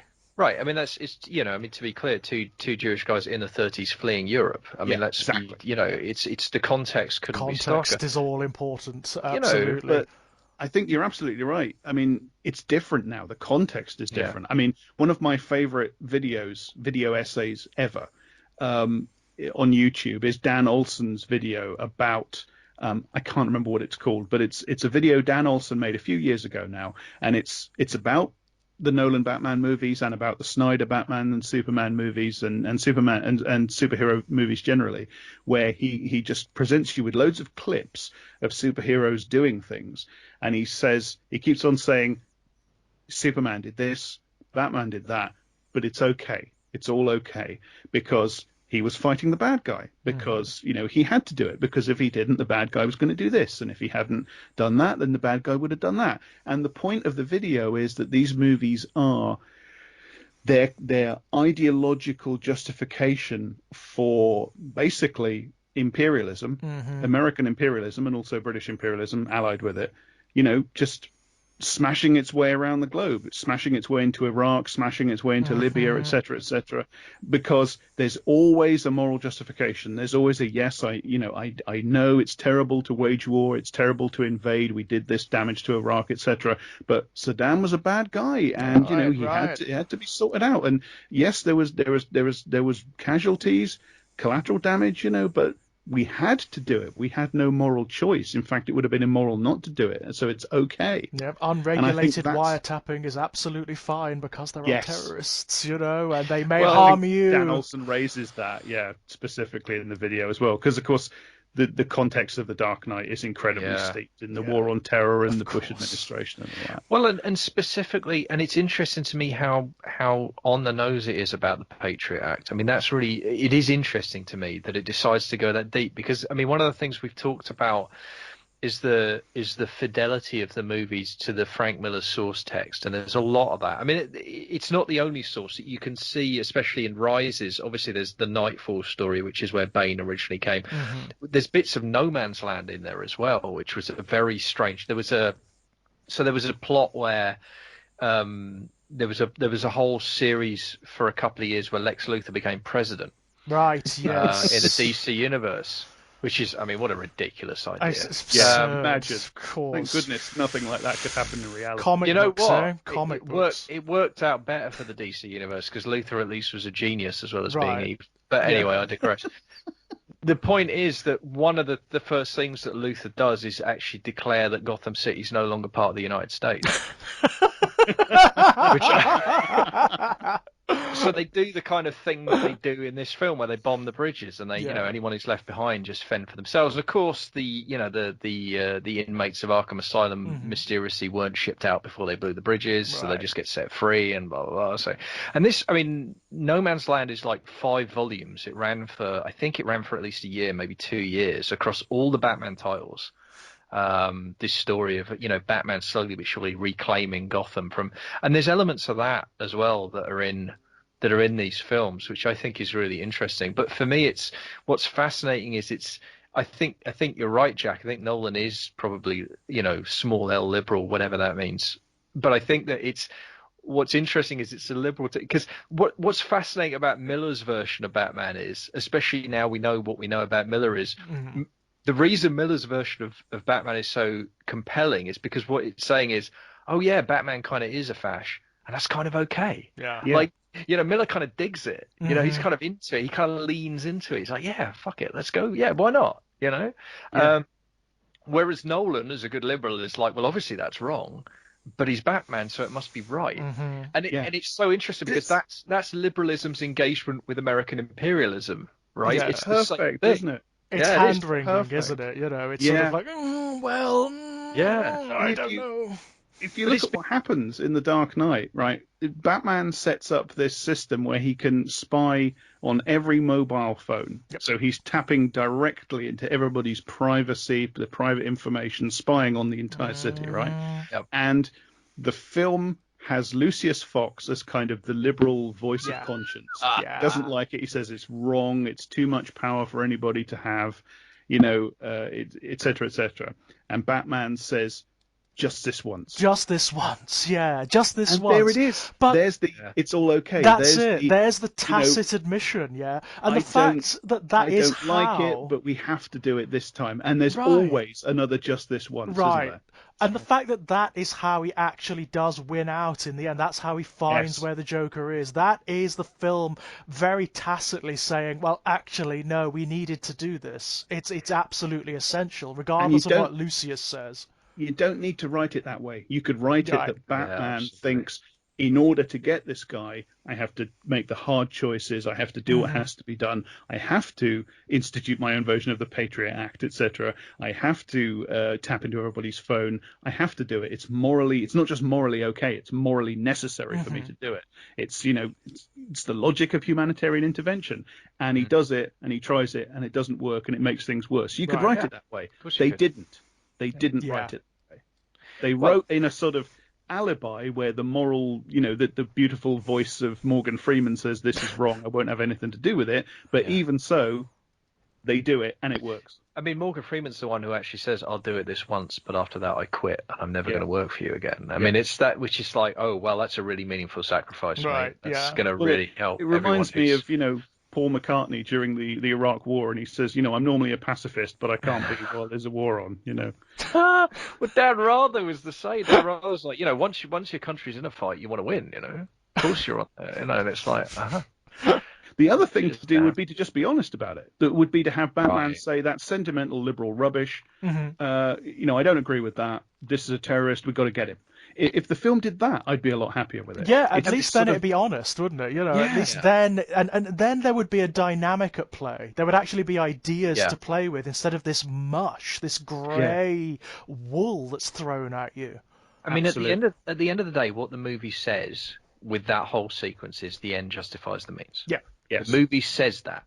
And it makes that explicit as like a law of nature. So if you're gonna say that, and elsewhere in the movie you're quite happy to have characters state the fucking things, why not have Batman say that to Lucius? Just say it.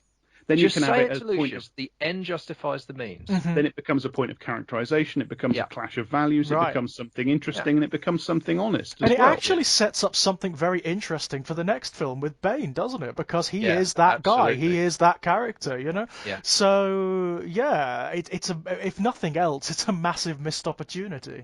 Yeah. Well, and it would make you could even have a similar ending with the Two-Face story and the fall of the Bat, but it would mean something much more poignant because the fall is actually because he did abandon those values to get the end that he thought he needed. I mean, I think there's, absolutely, you could do all kinds of interesting things with that. Two-Face is another example of exactly the same thing, right? Because if you make Harvey Dent actually two-faced, if you make him kind of a hypocrite, and that's the point of the character, where he's got all this lovely rhetoric about law and order and justice and democracy and stuff like that.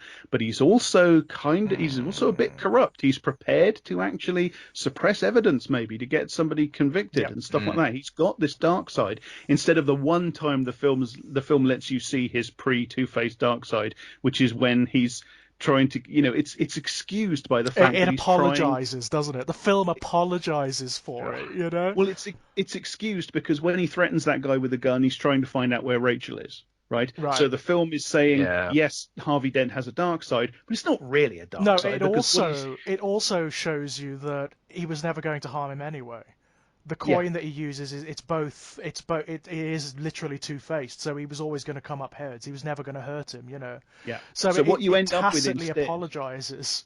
what you end up with instead is the film saying, oh, look, Harvey Dent has a dark side. That's going to turn into Two-Face one day. While at the same time, kind of under its breath, saying, actually, no, Harvey Dent is morally perfect. And he Right. does things sometimes that maybe aren't all that legal, but he has to do them, you know, because, and you're back in the Dan Olsen, it's all okay thing, the ends justify the Yeah. means thing. The ends justify And the means. Yeah. the Right. whole, you know, where does he get his nickname, Two-Face? He has that before his transformation. Where does he get that from? Yes, he does. But it's Yeah, it's just like in the background, isn't it? It's something that's mentioned once, you know?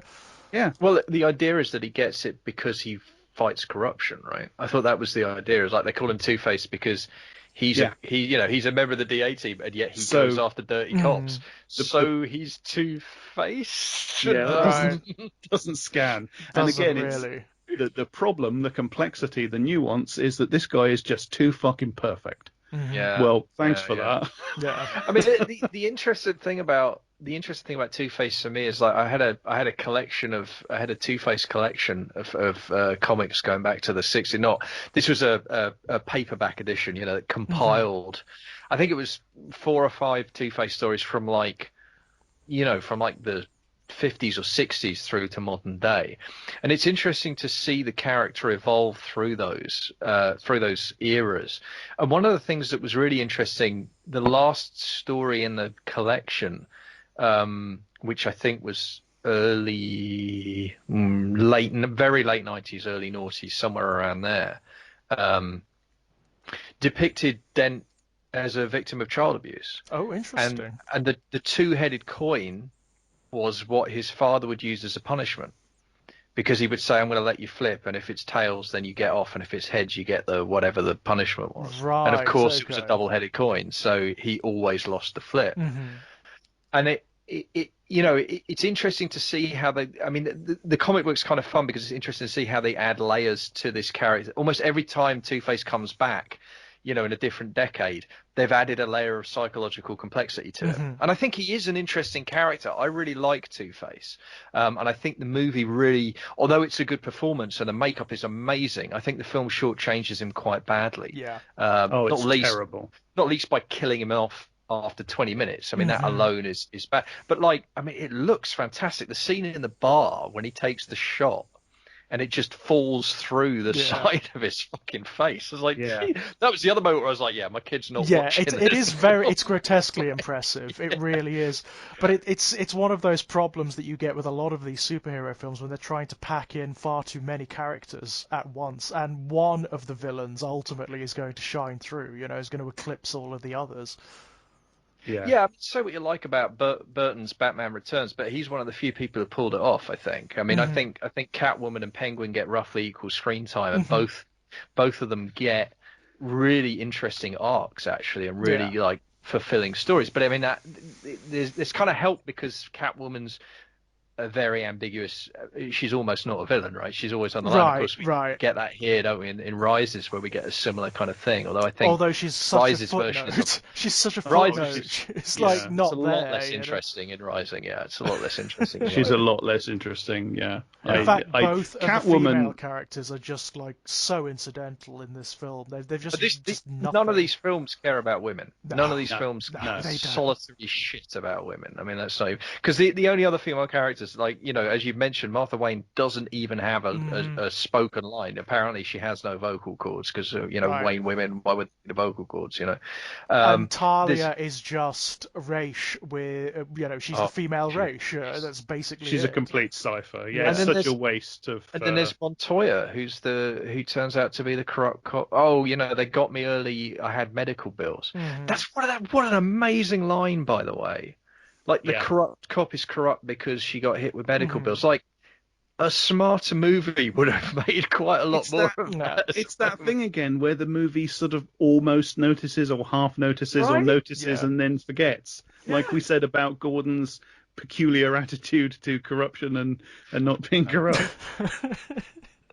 It always makes you wonder, doesn't it? It always makes you wonder, is like, did they want to make a smarter movie? Was there versions of these scripts that were much more nuanced, that were much more complex? I tell you what, these films are. These are films these are bad films of the type that desperately make me want to get in there and tinker with the script, because they're all a couple of rewrites away from being brilliant. Right, really right, and this is something that really I want to emphasize, because it must sound to the people outside that we're just ripping them to bits. There are things about these films I really like, Oh, look, I mean, isolated moments, you know. as I say, I think Ledger is just phenomenal, and I think whether they knew they were writing it this way or not, the way he's written, the Joker is written in that film, is brilliant. It's fantastic. Yeah, and again, contextually, you know, there really wasn't a superhero adaptation villain like him at the time. No. And I like the consistency of that Joker with some of the best of the source material. I mean, the Joker's my favorite. I mean, Batman was my favorite comic for a long time because the Joker was my favorite villain. Yeah, I mean, it really is the case. And I still think Batman has the best rogues gallery by like a million miles. Oh God, I think his rogues gallery is astonishing, and his, you know, no one comes close. But the Joker was undeniably the best, and I love how there was a moment I remember, because I saw it, Dark Knight, I think, was the first film I saw in the cinema after Revenge of the Sith. I took a long I was so angry about Revenge of the Sith that I didn't go to the cinema. Path to the dark side, Kit. We need to schedule another podcast after we've done the Harry Potter one. What about the prequels? Yeah.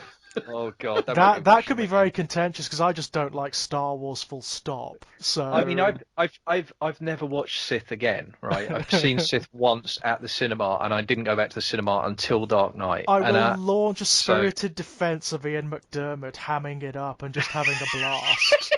Well, fair enough. I was kind of heartbroken when I learned that Ian McDiarmid is quite right wing. Is he? Yeah. Oh, that's really disappointing. That's upsetting, isn't it? That is upsetting. Yeah. Sorry, Kit, go on. No, I was just going to say, Revenge of the Sith is a perfect example of a film where it dramatically doesn't work, because you start with an end point and then you crowbar everything to reach that end point, despite the fact that none of it fucking makes sense. Right. I mean, and I think the movie got a lot of my deferred rage because I expected it to pay off what the mess of the first team. I was like, no, he's going to land. He's going to stick the landing. Were you hoping that it was almost going to justify the previous films? No, absolutely. I thought I had a real kind of, in retrospect, clearly quite naive faith. They're gonna make sense. It's going that Lucas was going to stick the landing and it was all going to be fine. And spoilers, he didn't. And it just no, he really didn't. And I didn't go back until Dark Knight, and going and seeing that film in the cinema really, at the time, it reignited my kind of passion for cinema. It really did, and in particular, you know, like franchise superhero, that kind of thing. Yeah. And a big part of it, I remember sitting there in the dark, and the pencil scene. Mm-hmm. But the moment where the gang's all sitting around and I'm hearing all these names, because this is the thing you got to remember. Like, I read the 90s Batman comics. I read a lot. I you know, that phase of Batman I know pretty well. And I'm hearing Falcone, and I'm remembering him, like, you know, like Year One and the long Halloween story and all that stuff, and thinking like, God, this is so fucking great. This is my Gotham. You know, these are my villains. Gamble and whatnot. Yeah. Right. You know, and it's thrilling. And then Ledger walks in, and he's not laughing. He's saying the word ha, ha, ha. And I was like, holy shit, there's my guy. There's my joke. And I didn't even know that's how the Joker sounded. But suddenly that's it. I was like, shit, yeah, there he is. Because all those frames where he walks out the shadows, you know, and you see the purple suit, and then you see the chin, and then you see the grin, and the ha ha ha ha ha is written in a like curving text all the way around.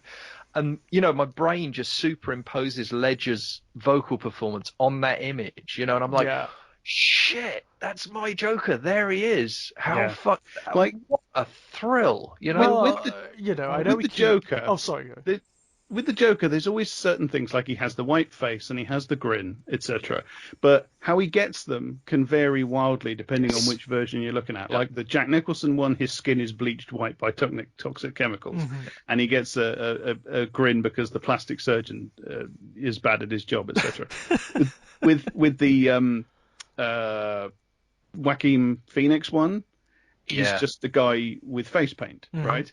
And I think sort of the Heath Ledger version where the white is clown makeup, like he's his skin isn't bleached by chemicals. He is consciously making himself look like a clown, and it's because he's riffing on the fact that somewhere along the line in his past, in a way that we never find out for certain, he got this scar where somebody cut a smile into his face, right? That to me is like the perfect version. That's it for me. Like, that's the best way to do it. Like aesthetically, it works very, very well. It really does.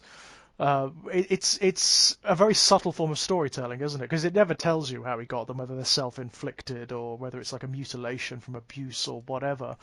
I love that. I love that we hear different versions. Yeah, that I love too. The fact that it's not an origin story, I love that. The fact that it doesn't do the superhero thing of giving you the origin for the villain. No, it sounds weird given that we've spent, all three of us spent hours gushing over how much we love Joker. But one of the things I love about it is that we never find out who he is, what his name is, where he comes from, anything. Yeah, I mean, fantastic. Well, they're fundamentally we talked about different it in characters. That podcast, didn't we? You know, they're fundamentally different characters. They are. Barring the fact that they're both called Joker and they both use clown motifs, there's very little overlap between them. But we talked about it when we talked about that film. That I'm ideologically opposed to the notion of a Joker origin story. I just am. Yeah. It just so happens that movie is just a spectacular movie, and they somehow managed to make it work. But I'm still ideologically opposed to it. My favorite Joker is still, they run the fingerprints through the back computer and it comes out unknown. I love that. That's my Joker. That's the guy. It's like he is what he is. You've got to deal with him on his own terms. Right. There is no behind the mask. And I love that. You were talking about what an experience it was seeing this film cinematically, and I had a similar experience as well. Cinematically, it's amazing. And again, we keep harping on about this, but that's largely because of context. 2005, where were we with regards to cinema? I mean, at that point, Marvel superhero films were kind of saturated. It was starting to fall apart a little bit. They were starting to get very boring and formulaic. There wasn't really much else on offer. And suddenly you get this, what appears on the surface to be a Christopher Nolan directed, very clever, very dark, nuanced superhero film. And crucially, the Marvel villains are all crap as well. True. Terrible. It's true. Particularly their cinematic incarnations. I mean, they often take characters that can be mildly interesting and make them phenomenally dull. I mean, if you're lucky, they're just bad. If you're unlucky, they're horrendously racist and bad. I mean, I think that, and that's, about half of them. I mean, interestingly, the Marvel character who's probably got the best rogues gallery is Spider-Man. And at the time when the Marvel Cinematic Universe was gearing up, they didn't have Spidey. He still belonged to Sony. So they couldn't bring in Dr. Octopus or Electro or any of the, like the Green Goblin. I mean, the Green Goblin's interesting. There's fun to be had with him. He's a psychologically interesting character. And, I think Raimi did a great job. But, you still end up with were the Power really... Rangers costume, unfortunately. I even like missing that. a trick. I like that. Missing a trick because surely the joke is that Willem Dafoe hardly needs any makeup at all. Well, that's true. He didn't need the mask, did he? Right? He's fucking Willem Dafoe. It's Willem Dafoe. He looks like a goblin anyway. Surely that's the joke, But I mean, the other thing about the Nolan, I mean, the Dark Knight's interesting because it's a very specific moment in cinematic history. Some of it was filmed in IMAX. So the opening heist was filmed in IMAX, and some of the Tokyo sequence, which we haven't talked about yet. Oh God. Yeah, right. I think we were talking about how these films look different now with changing context. It's actually Hong Kong, isn't it? Not Tokyo. It is Hong Kong now because right. So that's very different now. Oh God, yeah, I never thought about Yeah. But it's also interesting because like again it's the mapping onto the war on terror at the same time that you've got the Joker recording these video these I mean execution videos, which is what Hmm. and it's referencing the real life kind of the Al Qaeda Yep. as it was at the time, those Yeah. execution videos and that stuff, like it's consciously mimicking that. Then you've Hmm. got Batman doing extraordinary rendition. Hmm. Yeah. I mean, that's exactly what's got like explicitly. Even down to a bigger CIA plan. I Right. mean, fuck's sake. But it's okay Uh, because the ends justify. yeah. And Uh, I'm not actually one to say they don't. Like, I think if you're honest, all adults know that sometimes they do. Hmm. But politics has content as well as form. And what we're talking about here is a billionaire who's acting on behalf of the forces of the police and the district attorney. Right. and then what are we to make of it? The fact that in the third movie he bankrupts Wayne Enterprises to build a fusion reactor that can double as a bomb. I mean that whole thing. I Yeah. was watching thinking like, okay, this is what Elon Musk wanks himself to sleep over Right. every night. Like, that's his self-image, in a nutshell. But it's And yet, also like, don't investigate alternative power sources. You're great if you do. It means you're a conscientious billionaire with a heart of gold that's trying to solve the world's problems. But don't do it because you'll actually just put us all in danger. Right. You'll accidentally make a nuclear bomb. It's. don't try to deal with global warming, kids. Something bad might happen. I just, That's right, yeah. just on a purely storytelling level, I find the framing of that is so piss poor. It's so winking at the audience. Oh, here it is. Here's the big threat. This ain't gonna come back later. Uh, Yeah. That whole fucking movie is a mess. it I mean, is. It really is. particularly in the timing. It's something that really infuriated me. Like, it's been 8 years since the Batman's been sighted at the start of that film. Where did all the injuries come from? He's had 8 years. Yeah, Why there's is no beat gaps. to fuck? It doesn't make any sense. Right. And then he's in that, like, the moment actually when Bane says, "Here's the bomb," and then he says, "In 5 months' time." In 5 months? What are you fucking talking? What terrorist plot in the world is like, we're going to be driving trucks around your city for 5 fucking months Right. Yeah. before And then we blow them up? Like, Time what? is an issue in that entire film. Like, there are often moments where characters teleport across vast distances. Yeah, Bruce Wayne just appears back in. How Right. the fuck does he get Right. back into Gotham? Right. Right. But this is like With Nolan has 15 hours problems. to go, suddenly there's a clock again when Batman appears. Oh, now we've only got 15 hours to save the Earth, Flash. I mean, what is going on? Nolan has a problem with this on a granular level because if you watch how he shoots scenes, just ordinary scenes, the man just has no idea how time and space work. Hang on, wait a minute, Jack. Are you trying to tell me that the man who made Inception has issues Well- with accurately depicting the passage of time, Jack? Is that what you're Ironically, saying? this is one of the things. Ironically, Inception is one of the better films in that regard because Because he has an it fiction openly excuse. it openly monkeys around with time. Right. So the fact that the time in which people do things makes no fucking sense at all stops mattering. And it's the same with Dunkirk. Dunkirk consciously tells itself out of order for no fucking reason at all. It scrambles the order of scenes around. And so the fact that that's happening makes you stop noticing the fact that, it can take people, 28 minutes to walk across a room sometimes.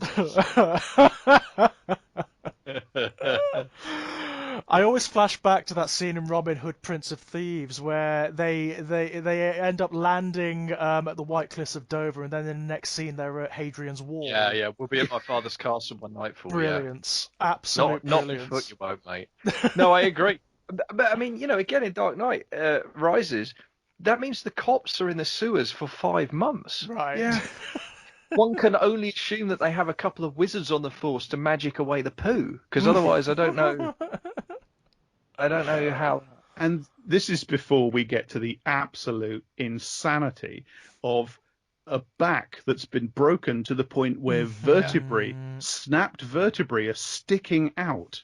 Right. It's cured by actually punching the vertebrae back into place and then There's hanging. there's so much they could have done to work through that, you know?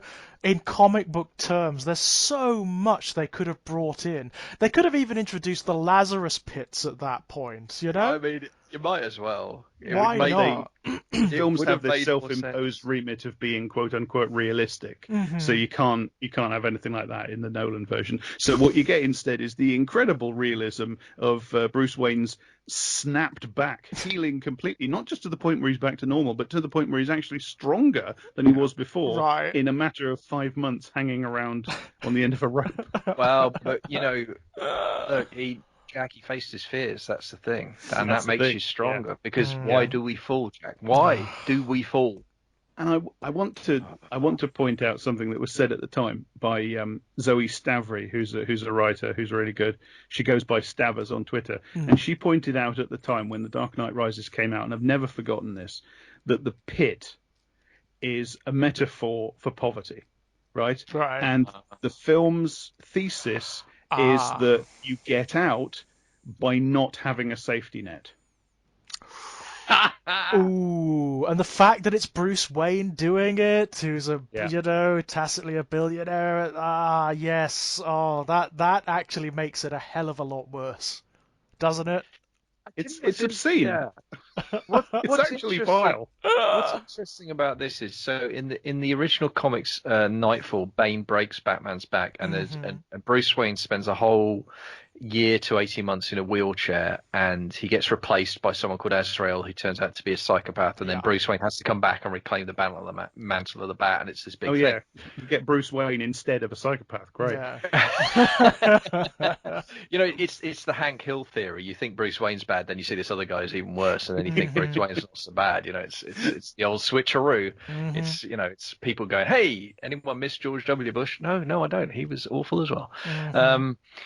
But the interesting thing is that there is a moment in Night's End, the story where Batman returns, where Bruce Wayne is standing, and it's the dramatic equivalent of the moment when he climbs out the pit. But I think the difference is really interesting, because in the comic book version, what he's doing is he's standing on top of one of the buildings in Gotham, and it's one of the skyscrapers, and basically what he's doing is contemplating the jump, and if he jumps off the building, he has to rope a certain gargoyle and he'll swing to safety, and he has exactly one chance to do it, and if he doesn't, he's street pizza, right?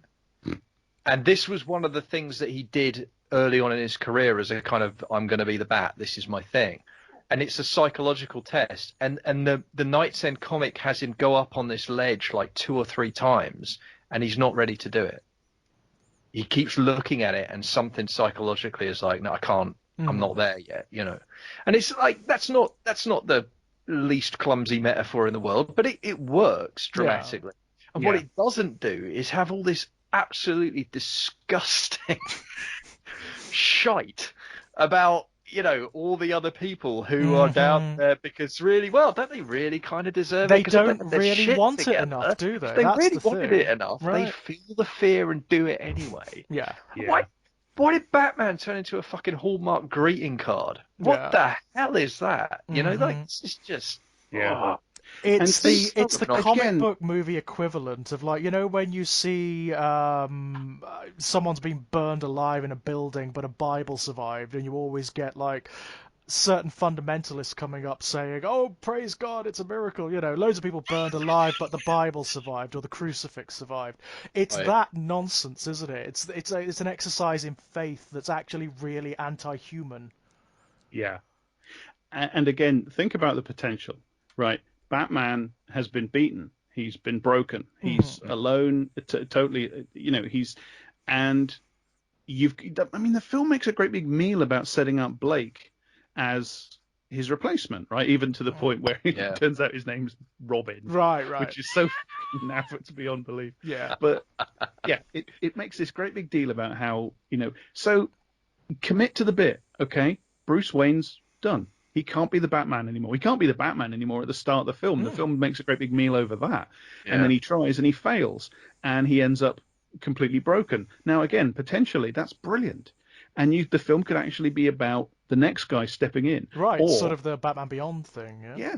Or, even better, the whole point, right the way back to the first movie, is Bruce Wayne says, I've got to do this until I'm not needed anymore, until the bat isn't needed anymore. Yeah. It's about inspiring people. And, he got this completely dishonest cant in the movie about how the point was that anybody could be Batman. Well, no, you have to be a billionaire. Anyone who's a billionaire, yeah, that's So, at least in theory.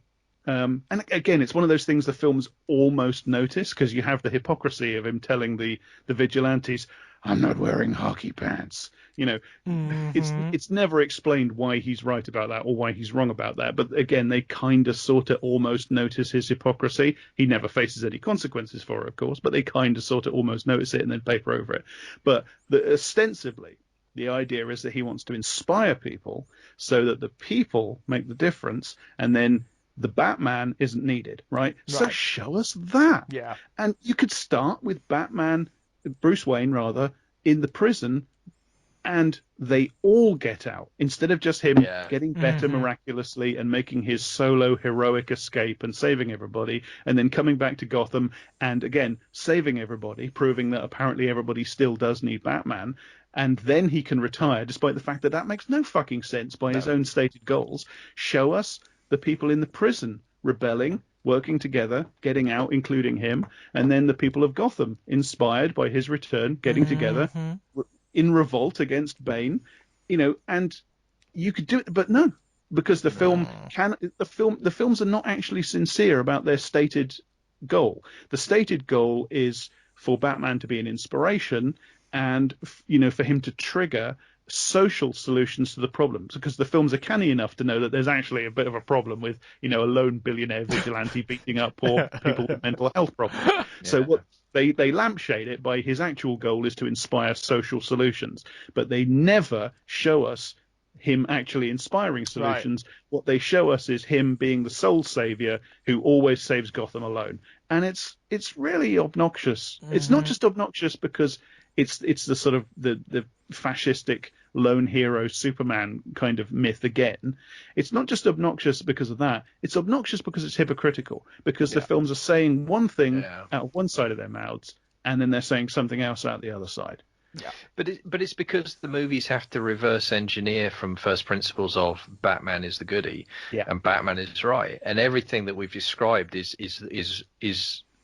a logical consequence of what happens when you start from that point. Because what you described, Jack, there would be really interesting, but it would involve a radical reappraisal of Batman as a character, and that's clearly completely beyond the people who wrote this, which is a shame, because I think that version's really, I mean, funnily enough, Frank they want Miller to pretend that's what they're doing. They don't actually want to do it. Yeah. But again, in the source material, Frank Miller does a mirror darkly version of that, because in The Dark Knight Returns, one of the things that happens in the fourth book is he converts the mutant street gang into the sons of Batman, and he creates a fucking vigilante army. Now, led by Miller's Batman, that's terrifying. Right?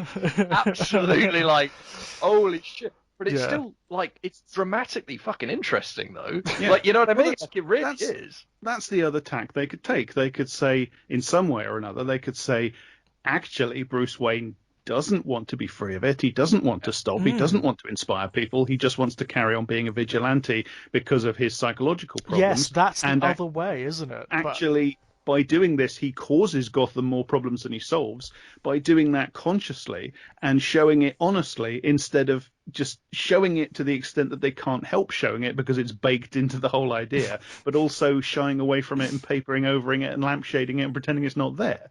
But I also think there's something kind of thrillingly nihilistic about the idea of it being, Bane's army of psychopaths versus Batman's army of psychopaths. Yeah. I mean, again, they're never going to go there because they can't. But that's actually really interesting. I mean, it's not fun necessarily, but like, it's a story. Yeah. It's a narrative, and it's an interesting, be an interesting different way of going. But I don't know, man. I mean, the incoherence is what fascinates me. It really kind of, I mean, it feels, obviously it feels exacerbated by where we are. I mean, we I guess we kind of covered the Gordon thing earlier, but I keep coming back to just how as bad as Gordon looked to me 6 months ago when I watched this right now, it's just like, are you fucking kidding me? Right. Yeah. He's clearly like the villain of all three, like even worse than Batman. And it Really, gets Gordon. worse, doesn't it? The more the films try to frame him as though he's being heroic, as though he's doing something necessary, as though he's working Yeah. under duress, it gets worse and worse.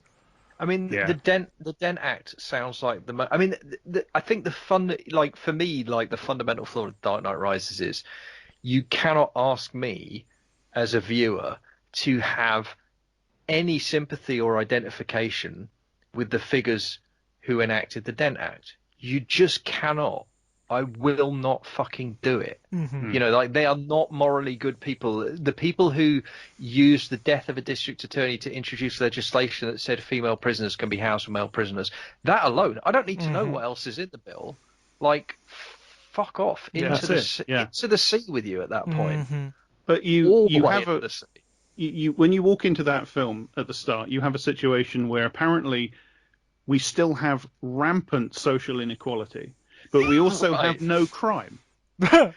Now, the only way that can possibly work is that basically nobody has the opportunity to commit crime, because the minute anybody comes to the notice of the authorities, they're just put in prison without trial. Yeah. So what we have essentially in Gotham City at the start of The Dark Knight Rises is a fascist state. That's right. A fascist law enforcement state. Yep. And it's telling, you know, how you can depict an American city that way with just the tiniest tweak to the point where people barely notice. But that's kind of, you know, but that's what we're talking about here. Yeah. And the people that enabled that are shown as being kind of troubled by it because their liberal consciences, you know, they're upset about it sometimes. They have issues, but basically they still don't do anything about it because basically it's the right thing to do. And then you have a revolution come to town, and the revolution is of course completely insincere because revolutions always are, but it's still a revolution. The people are shown to be a baying mob, and it, you know, as at the time, a friend of mine, Richard Pilbeam, said it's basically the story of the Paris Commune, but with the Commune as the bad guys. Right. And you know, Thiers, who comes in to crush the Commune, he's Batman, he's the good guy. That's basically what it's about. So it's a fascist film. It's about how you need authoritarian, you know, law enforcement, and revolutions are always bad. And what you need is for the police to, you know, crush the insurgents with the police framed as the victims. And that's just what it is. And it's telling, you know, you can't get away from the fact that this is happening at the same time as the rise of the Occupy movement. Right, the Occupy movement. You know, I mean, some of the sequences, certainly towards the end of the film, they echo the news footage of Occupy. You know, but with the aggressors switched to being the victims. That's right. That's exactly it. Yeah. And that is a moment we do need to put our finger on, because that is something that is happening again right now. Right now. I mean, you know, the comments I was making earlier about, you know, the description of far left Antifa terrorists, of sort of violent terrorists, violent protesters, and the language of violence being evoked when you look at the charge sheet, what they're describing as property damage. That is happening right now. And it is always a central fascist myth that the aggressors are the victims. And a little while ago, the Trump administration released a propaganda video, and they used music from the soundtrack of The Dark Knight Rises. Wow. I mean, I think when I saw the charge sheet that came out, I think the first thought that crossed my mind was, at least when there was the Reichstag fire, something burned down. Like, they really are just making shit up now. This is just whole cloth. At the point at which you describe graffiti as violence. Yeah. Well, you're just openly saying that, you know, certain kind of human lives are, you know, manifestly, under law now, manifestly less valuable than mild property damage. Yeah, that's right. Yeah, that's exactly it. And that you would use that to justify, you know, unmarked cars, secret police disappearances, which is effectively what's happening right now. Yeah. I mean, I can't believe, you know. As you say, Batman commits an act of extraordinary rendition in The Dark Knight. In Dark Knight. And of course it's okay, because it's us doing it to them. If it was the other way around, it'd be an outrage. Yeah, I mean, that's the interesting thing about Rises, isn't it? Is that, you know, for all that Rises, you know, does all the things we described, but Rises does build on the morality of The Dark Knight. There's no Oh yeah, it's question. very. I mean, you're right that it's incoherent because they are thematically and coherent and incoherent in terms of characterization and incoherent in terms of plot, and which is part of what the sort of insistence upon announcing the themes at you in the dialogue. That's compensation for the fact that the films are so incoherent. Doesn't make any fucking sense. Yeah. But in another sense, they're very coherent because The Dark Knight Rises is the thesis that stems directly from the premises of the first two films. So Ideologically, they're very coherent. So this is liberalism telling on itself, right? This is liberalism saying, yes, actually, you should be worried about fishhook theory because this is how it plays out. Yeah. This is liberalism admitting without realizing it that fishhook theory is real by screaming at you that horseshoe theory is real. There it is. Awesome. Oh my goodness. Yeah, there's a tangled knot for you to unpick. Okay, I think we got it, you guys. I think we got it. I mean, can I just make a token nitpick, which is the pronunciations throughout? So many wrong pronunciations. It's not Falcone, it's Falcone. It's Don Falcone, you know. Yeah. It's Ra's al Ghul. It's Ra's al Ghul, not Raz. Right. Also, what's with the whitewashing of the villains? Oh God, we didn't even talk about these films and race. What's with the whitewashing of the villains? You know. Yeah. I mean, okay. Is there race in this film? I don't even. I mean, like, well, Bane. I mean, Bane is in the comics, I believe, is Spanish or Mexican. Yes, Isn't that correct? I think South American. I'm pretty sure. Yeah. South American, yeah. I Obviously, believe so. it's Tom Hardy, so he's very white. And then Ra's, who is sort of, I think he is non-specifically Asian, isn't he? He's sometimes he's sometimes Arabic, he's sometimes Chinese. You know, it depends on which comic you read. But he's swept aside. With that decade, that's what he looks like. Right, yeah. But here, no, he's swept aside, and he's Liam Neeson. Yeah. Which again, you know, changing times, changing context, more knowledge. Again, Liam Neeson. You know, Liam Neeson is the whitewashed villain. Yeah, that's the thing, isn't it? Yeah, that's not interesting. Although, in fairness, I mean, like, you know, as someone who really genuinely enjoys revenge movies, like the Taken movies are hilariously racist already. Yeah, I mean, like, you know what I mean? Like, all three of them are. Like, just I lit like when I haven't seen the other two, but when I saw the first one, my jaw was on the floor when it turned out that it actually was like a shake that had bought the girls. Like, I couldn't believe what I was seeing, to the point where I was thinking, is this a piss take? Are they doing this deliberately? Oh. It's it's akin to when you see the incredible racist archetypes in like Michael Bay films, isn't it? Like in the Transformers films or whatnot, and you can't quite believe that it's been allowed to pass. Yeah. It's very. These movies solve the problem by basically just removing people. Removing them. Yeah. It actually, I mean, in the case of Batman Begins, it presents the racist archetype, then kills the racist archetype in favor of a white person, doubling down on its racism. It's quite incredible. But you know, Lucian Fox is black, so everything's fine. That's okay, yeah. Because he's the conscience of the film. Right. Oh, and by the way, we also haven't mentioned the fact that Alfred admits to committing war crimes. Mm-hmm. Yeah. What the fuck is that about? Mm-hmm. Talking of moments when the movie tells on itself. I mean, that was quite a moment, wasn't it? Right. This is it. One of what the did you things do? Oh, we burned the forest, sir. I'm like, what the fuck? What is the thing with Michael Caine in general, to be perfectly honest? I don't understand the phenomena of Michael Caine. Have you noticed how in the first movie Michael Caine is kind of doing a posh accent and then he just drops it in the other He just doesn't bother, yeah. Just suddenly decides he's in a Guy Ritchie movie from the second film on. Yeah. Right. I mean, again, steeped in the War on Terror era, The Dark Knight, I get sort of what's being said there. Like, Alfred is presenting the case for, well, I mean, essentially he's presenting the case for the invasion of Iraq, because he's saying, we are threatened by these completely this is the Islamophobic bullshit war on terror stereotype. We are threatened by these nihilistic terrorists who just hate our freedoms, and we try to fight them in a civilized, rational, legal, proportionate, liberal way, and they take advantage of it and they run rings around us. So what we need to do is smash our way into Baghdad, right? That's what he's saying. Does the film drop napalm on Hanoi? Yeah, right. Yeah. Does the film side with that or not? Because Batman, he doesn't burn down the forest, so to speak, in the sense that he doesn't destroy Gotham to destroy the Joker, but he does institute, just as a one-off, just because this one time he had to, these very, Patriot Act, Bush administration type tactics.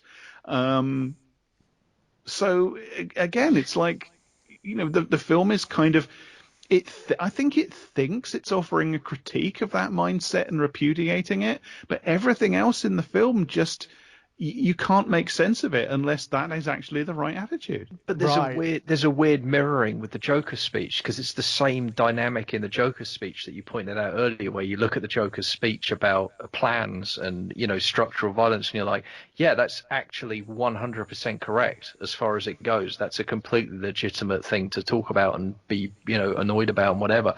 Well, actually, when you think about Alfred's story for 5 minutes, you're like, why not give the gems to the kids to play as Marvel? Like, yeah, he's rejecting your value system. That's probably a good thing. Yeah, because your value system stinks. Like okay, we have your view on this, which is that he's just robbing people who've got jewels, taking the jewels away and giving them to poor villagers because he's a psychopath who thinks it's good sport. I can think of other interpretations of that. I don't know if you've ever heard, Alfred, of this national myth of the country you come from. This dude called Robin Hood. I don't know if Robin Hood's ever crossed your radar. God, there's every chance you've played the guy at some point. For fuck's sake, what is going on?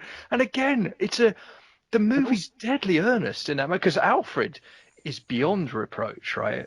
I mean, if there's, he's another one of these voices of morals, moral authority pseudo fathers that Bruce bounces back and forth between. It's the sagastic characters, isn't it? They turn up all the way through Batman mythology. The surrogate fathers, It's one of the things we talked about earlier. I mean, it's actually, in its way, it's one of the other great subversions of the Joker movie, is the fact that Alfred, for the first time, is portrayed in an unsympathetic way. The portrayal of Alfred in that movie is really like, he's kind of gross. He's kind of a minder, isn't he? He's kind of unpleasant. Kind of a thug, Yeah, he is, and it's like, oh, fucking hell. And like that's on, because Alfred is one of the other, absolutely, he's one of the saints of the Batman mythos. Yep. And therefore, when it's him delivering this monologue, and you listen to it, going, well, I'm not sure you were the good guy there, Alfred. No, you're specifically talking about a time when you were a mercenary as well. So define necessary in this context. Okay, let's say, for the sake of argument, that this bandit was a psycho, and the only way you could defeat him was by burning down the forest. It's still not necessary, because you didn't have to be there at all. Right, yeah. And how terrible was the bandit? What was he doing exactly? Yeah, apparently he was stealing jewels from people who had jewels and giving them to poor children. And I'm supposed to think that this guy's the bad guy? That bastard. That this warranted... But then again, in the third film, we're supposed to think Bane is terrible precisely because he steals, Bruce Wayne's billions. Well, I think the world would be a better place if we took the billions away from the billionaires. Right. I don't, we're in a position where two things simultaneously are happening. We're either just about to pass, or have already passed, the tipping point beyond which our environment will simply never recover from the amount of fossil fuels that are being consumed by a system of capitalism that requires enormous consumption of raw resources in order to continue to perpetuate itself and the misery it causes. And we're about to get the world's first trillionaire. You guys, I'm not convinced this is necessarily the solution to our problem. I don't think Jeff Bezos is going to fucking save the world. No. And I'll go further. I think, I think the solution might actually involve tearing some rich people out of their penthouses Hmm. in Gotham City or New York or whatever. I think it might actually involve some of the stuff Bane does. Hmm. I And think I don't think that's necessarily a bad thing, given the stakes, you Right. know. But the film just takes it absolutely as read that that's just a terrible thing, Hmm. Well, you I mean know. that's interesting, isn't it? Because it is. I mean, one of the things we haven't actually used it. We haven't actually used this phrase, but actually, what we're talking about here, all of the failures that we're describing that this film has narratively, logically, intellectually, it really is about the untested assumptions that underlie it. That's what we're Yeah, talking about. The untested assumption that Batman is good because he's Yeah. Batman.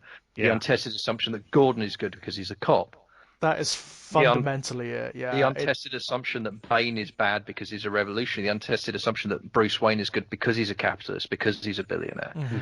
the untested And assumption that capitalism is good because it's what there is, this is actually how unjust systems right? like cities rife with crime and poverty and slums, which is the entire problem at the start of the first film.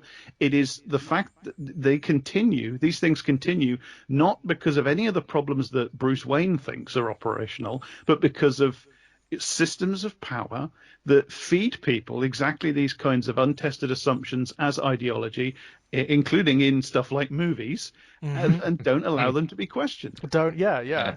and treat any attempt to change it as inherently villainous. Yeah. So it's simultaneously both a really interesting demonstration of propaganda, but one of the things I would say, and I guess this is almost I'm almost playing devil's advocate here, but I think it does also, for me anyway, it displays the limits of the propaganda model as well, because it is incoherent, Yeah. Yeah, Absolutely. Yeah. yeah, yeah, absolutely. and Because that is instructive, I think.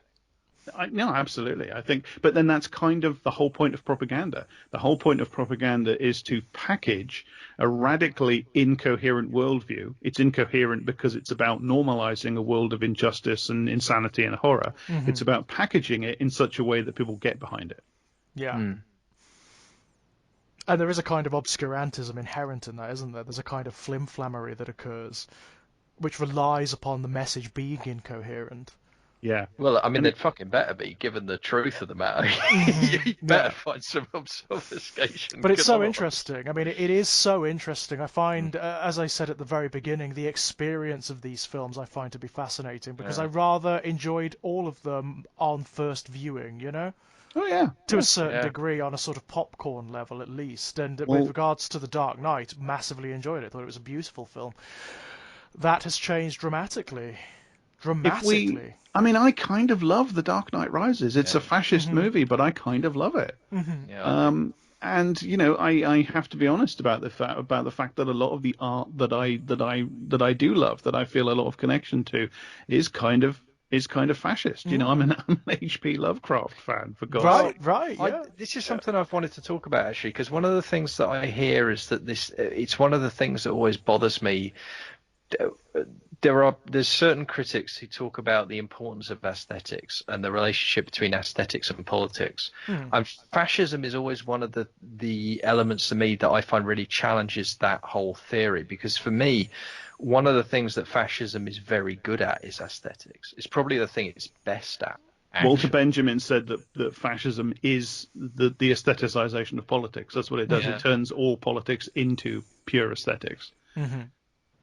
And it's And like, yeah, and they, fascists are really fucking good at creating images. They're really good at creating yeah, symbols. They're really well, good at, fascism kind of has to be, because essentially right. that's all it's got. Yeah. It's kind of got no content. It's certainly got no content that actually makes sense or bears any relationship to the real world. So what it needs instead is incredibly powerful, persuasive, beautiful, effective, stirring myths. Hmm. Mm, That's kind of just what it needs. And this is where we see, if you had films like this, like obviously different, but if you had films equivalent to this coming out of North Korea, right, we wouldn't hesitate for a second to say that this was just crude propaganda, right. Hmm.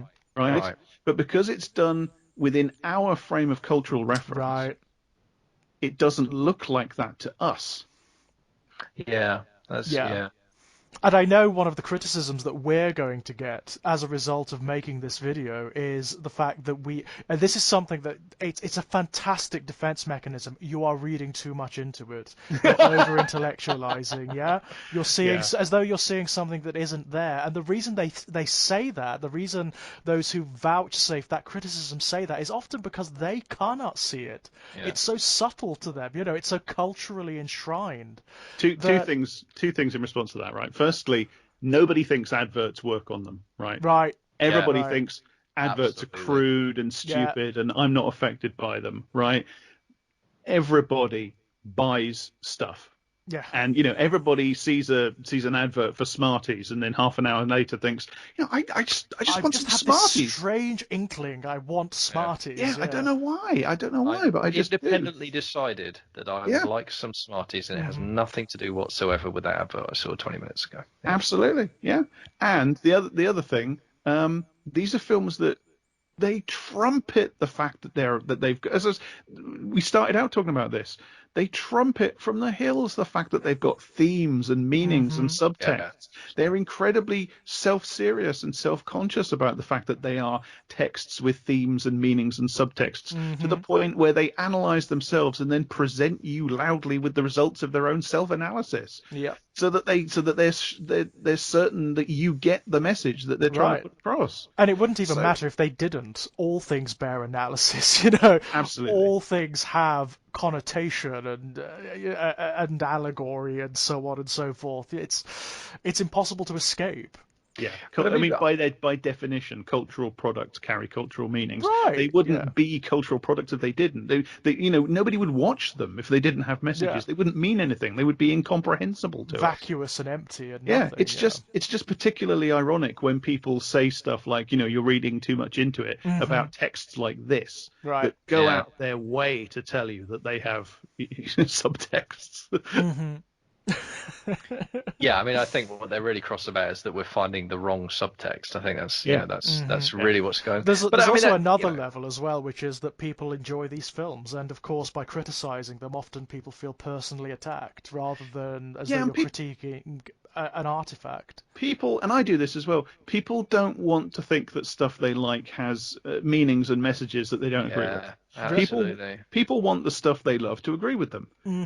So if you watched The Dark Knight and you fucking loved it, and in the cinema in 2008, I loved it, right? Yeah. Yep. You want to think that it's on your side. Yep. So you will find a way to read it that way.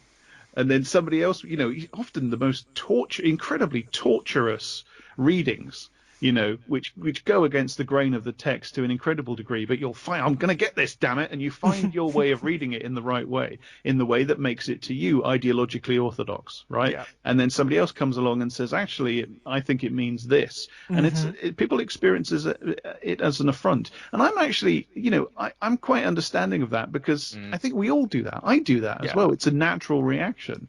I mean, I'm a Doctor Who fan. Right. I've been a Doctor Who fan since I was a kid. And that's enormously problematic, is it I not? love Doctor Who. I love it. It's just a part of who I am, right? From infancy onwards. Sure. So for a long time, I desperately wanted to believe that Doctor Who was kind of inherently on the side of progress and the side of the oppressed and against, just inherently. I mean, maybe it erred here and there, but it was basically at bottom in its genes. It was on the same side as me. And, it's not. It's fucking not. So, I mean, sometimes it is. I think it's an interesting text. I think it's a text that is, I think it has interesting confrontational things to say about power more often than a lot of things. But I also think it's inherently racist from top to bottom, from start to finish. And that was painful to me. That was a painful thing for me to have to get to grips with. To realise, yeah, of course.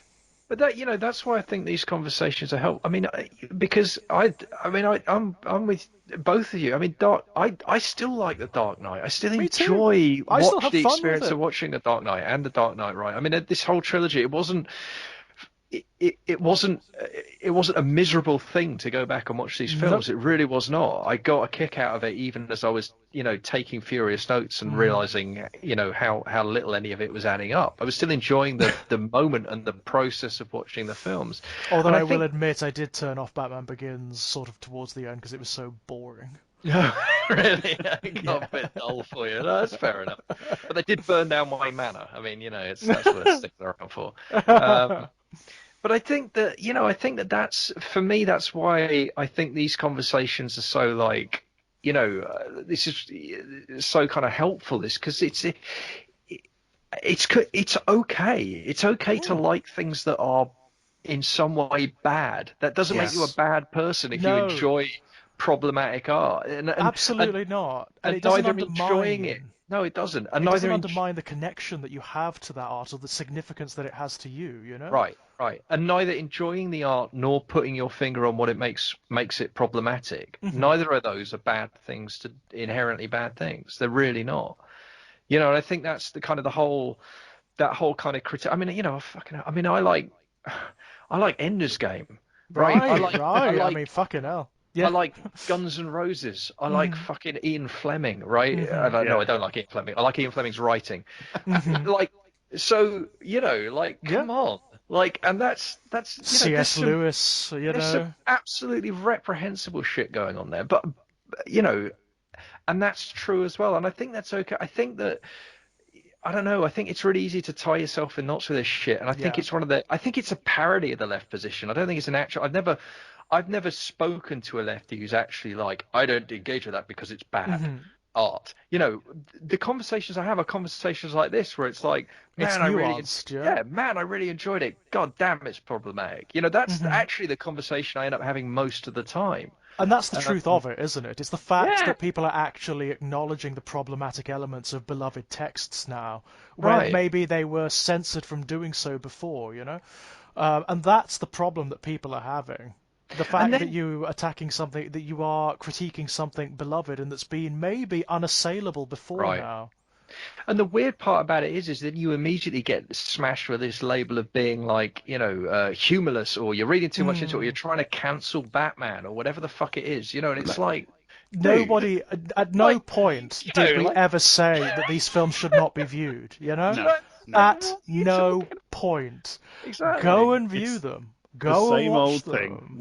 We're not saying we're not arguing against free speech. We're arguing Hmm. against consequence-free speech. Right. We're Right, not arguing against freedom to write and print and show whatever you like in story form. What we're saying is that we are going to criticize cultural products and to Hmm. not do it. And it's all of a piece with this intense, because culture is where people live, right? Yeah. right, So when you criticize things like this, you are hitting people where they live, Yeah. and it's this intense loyalty to things like Batman and Doctor Hmm. Who, whatever. It's a form of commodity fetishism. It's a Yep. form of intense identification with a commodity, because that's what these are. These are Hmm. commodities, right? Right. They are made to be sold to make a profit. That is ultimately all they are.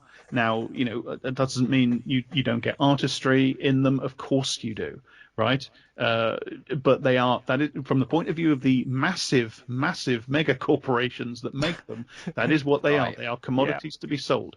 And if you get this intense loyalty to them, that's Yeah. a form of that's you're fetishizing a commodity, and you're giving the loyalty that should belong to other human beings Hmm. to things.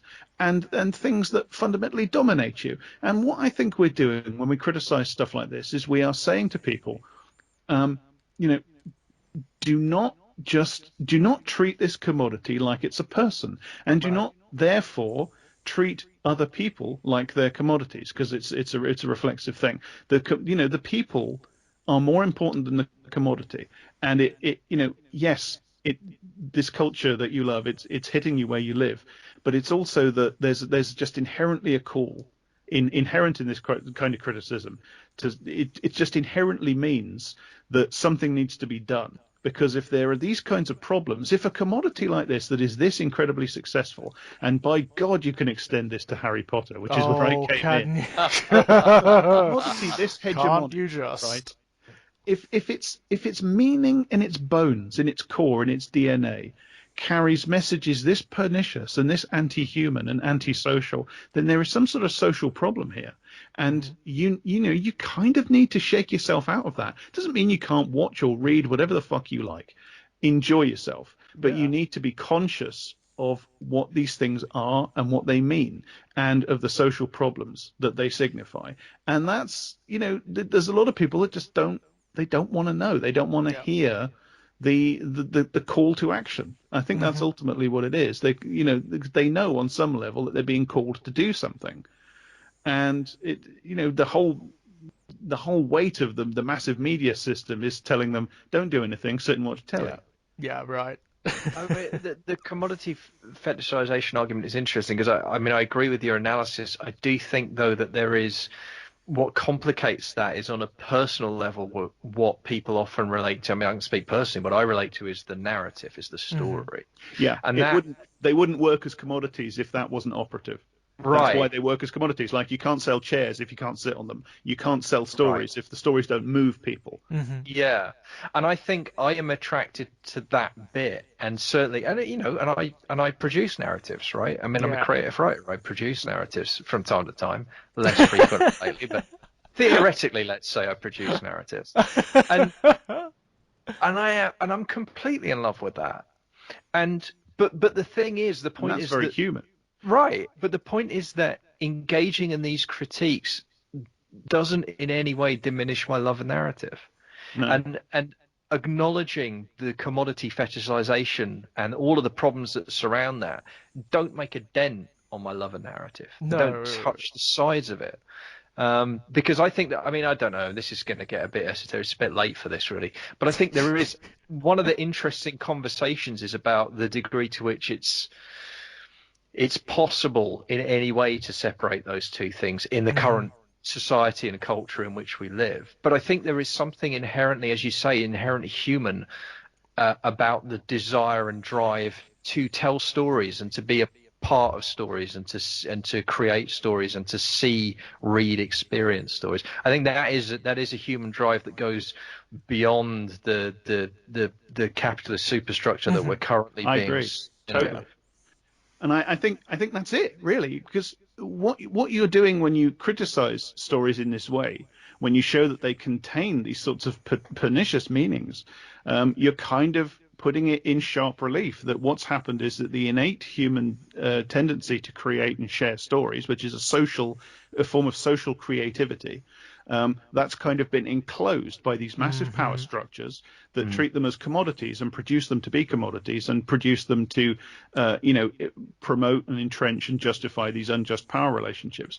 And what we need to do is liberate the stories from that. Yeah. right. Liberate the stories and produce better stories. And That's the way criticizing to the do it. stories that exist is a key part of that. You And I criticize. mean, it is happening as well, isn't it? I mean, there Mm, It does seem is. to be this groundswell, particularly in children's media. I'm finding children's media, cartoons. There's this incredible groundswell of questioning what has gone before. So you are getting these incredibly postmodern takes on traditional franchises like She-Ra and He-Man and whatnot, Transformers in comic form or in cartoon form, that are directly criticizing the hypocrisies and the sort of the enshrined atrocities of what they originally were. I've been watching the new She-Ra, and it's So fascinating good. because it's like it's obviously still being produced within the confines of the corporate system as a Hmm. commodity, but it's obviously being produced by people, and it's far from alone in this. Mm. It's being produced by people who are kind of pushing against that as far Yeah. as they can within, Yeah.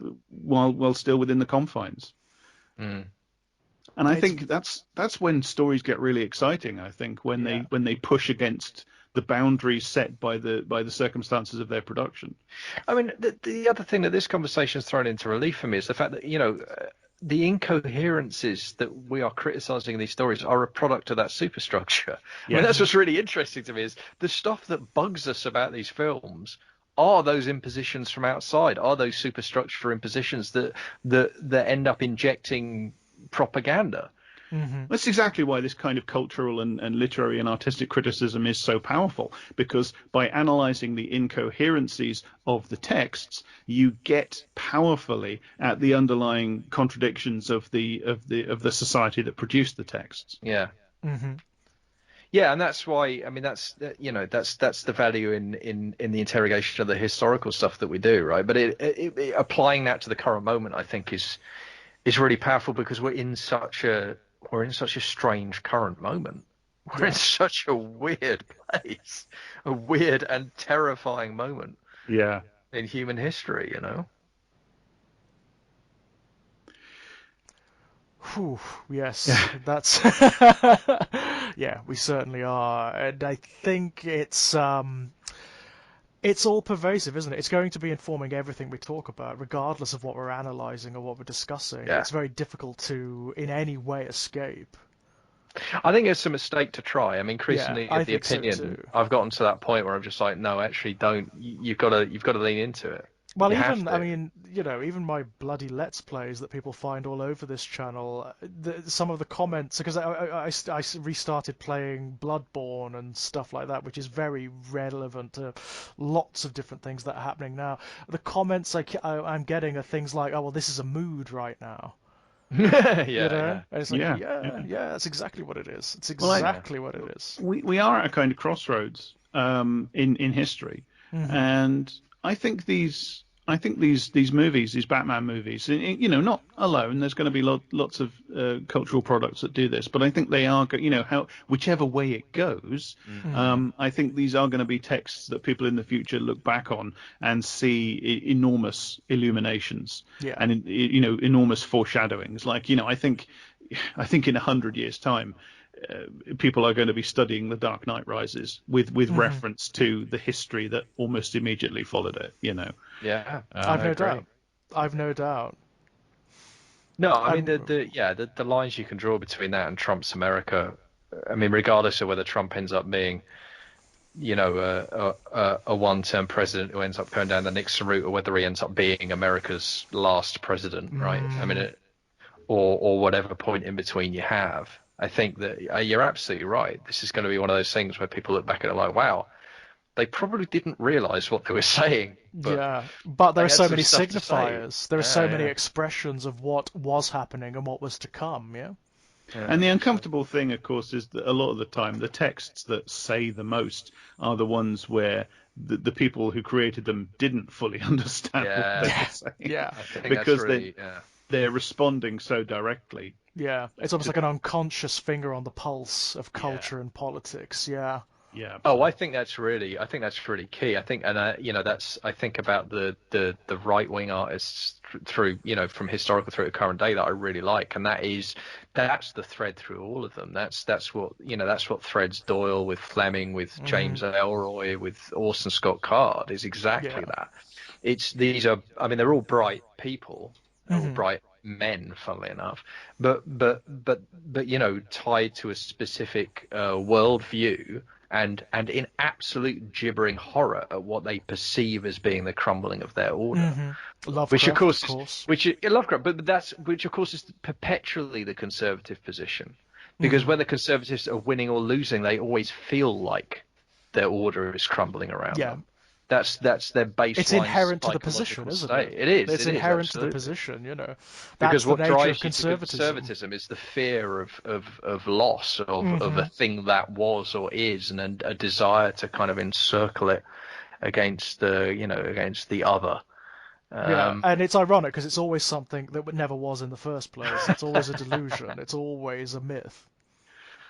Yeah, and this is why I think I favour the reading of the Joker, which is that he's completely unconscious of the contradiction Mm. in his own position, because yeah, that is again so integral to the reactionary conservative. But if you read the Hmm. Joker as I do, as a reactionary conservative Right, who right. who thinks he's an anarchist, and his idea of an anarchist is sort of the perpetual paranoid right-wing idea of the anarchist as just as a nihilist, then also integral to that worldview is the absolute denial and projection.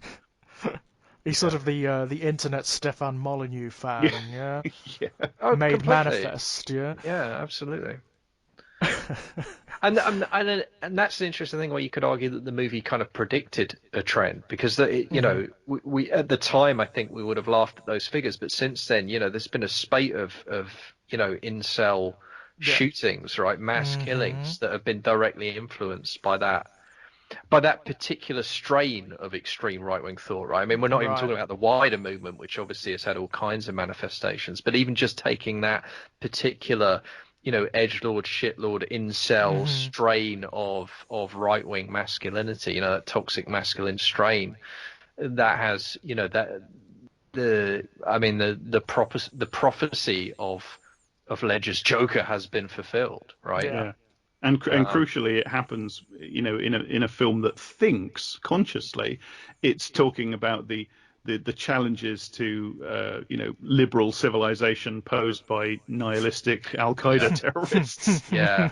Well, that's, as George has said many times in these conversations, sometimes the art is wiser than the man, The right? art is The wiser than the man. the Yeah. death of the author, although Yeah, yeah, it's coming There you go. strangely full circle once not again. the It's literal death. strangely full. No, I'm not. please, I'm not God, threatening do to murder we? Christopher Nolan. We are not.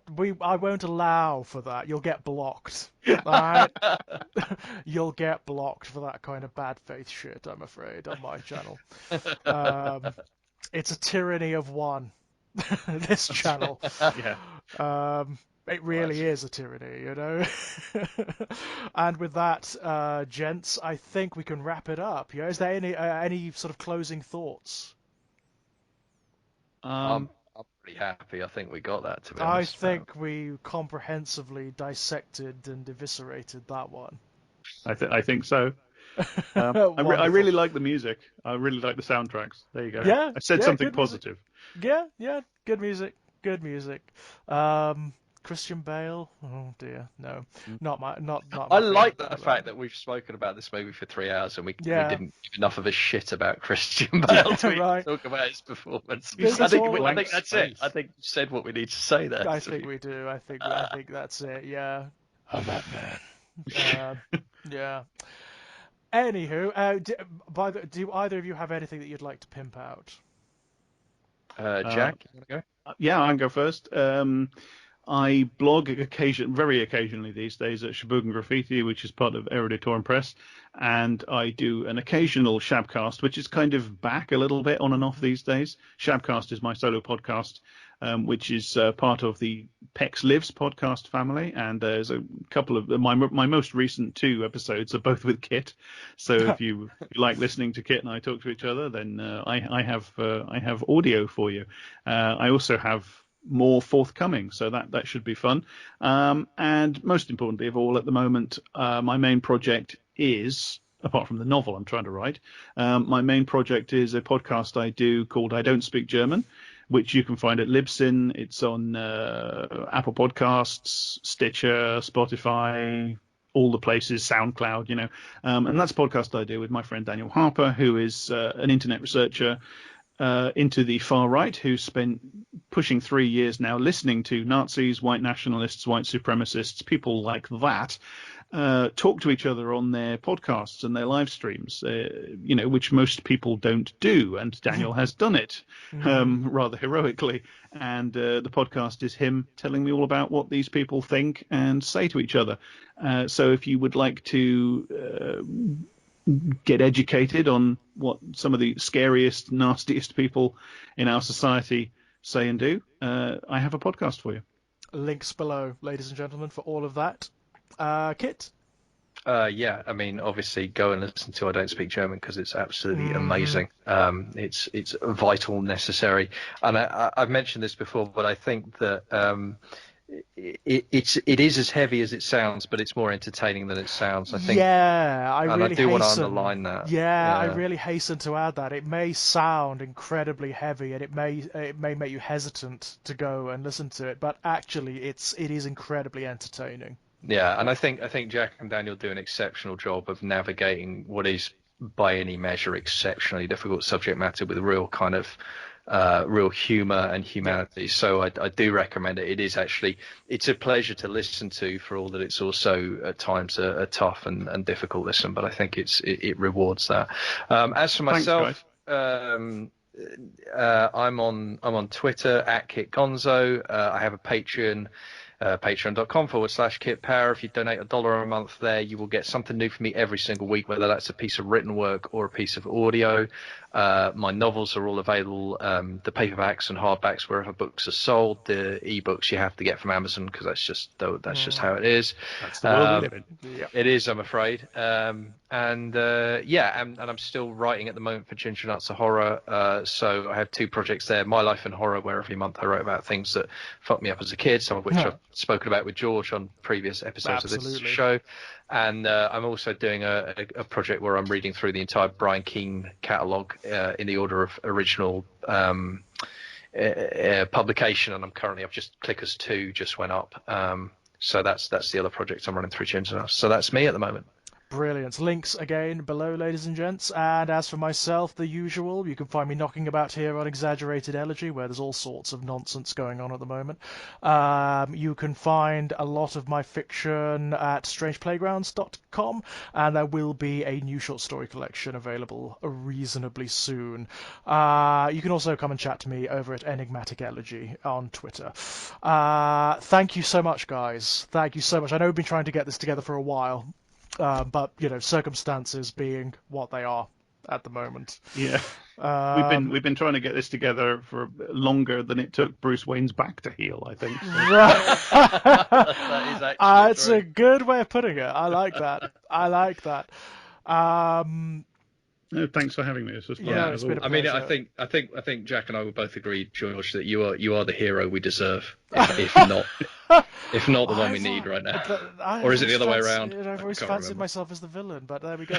The closing monologue at the end of The Dark Knight is painful. Like, oh god, I just cringe. It's all of the incoherence crammed into a 30-second spiel of just word salad. It's fucking hilarious. I want the last shot after the sort of the bike going away and the cut to black. I want there to be one last shot, and it's the kid's face sort of going. Huh?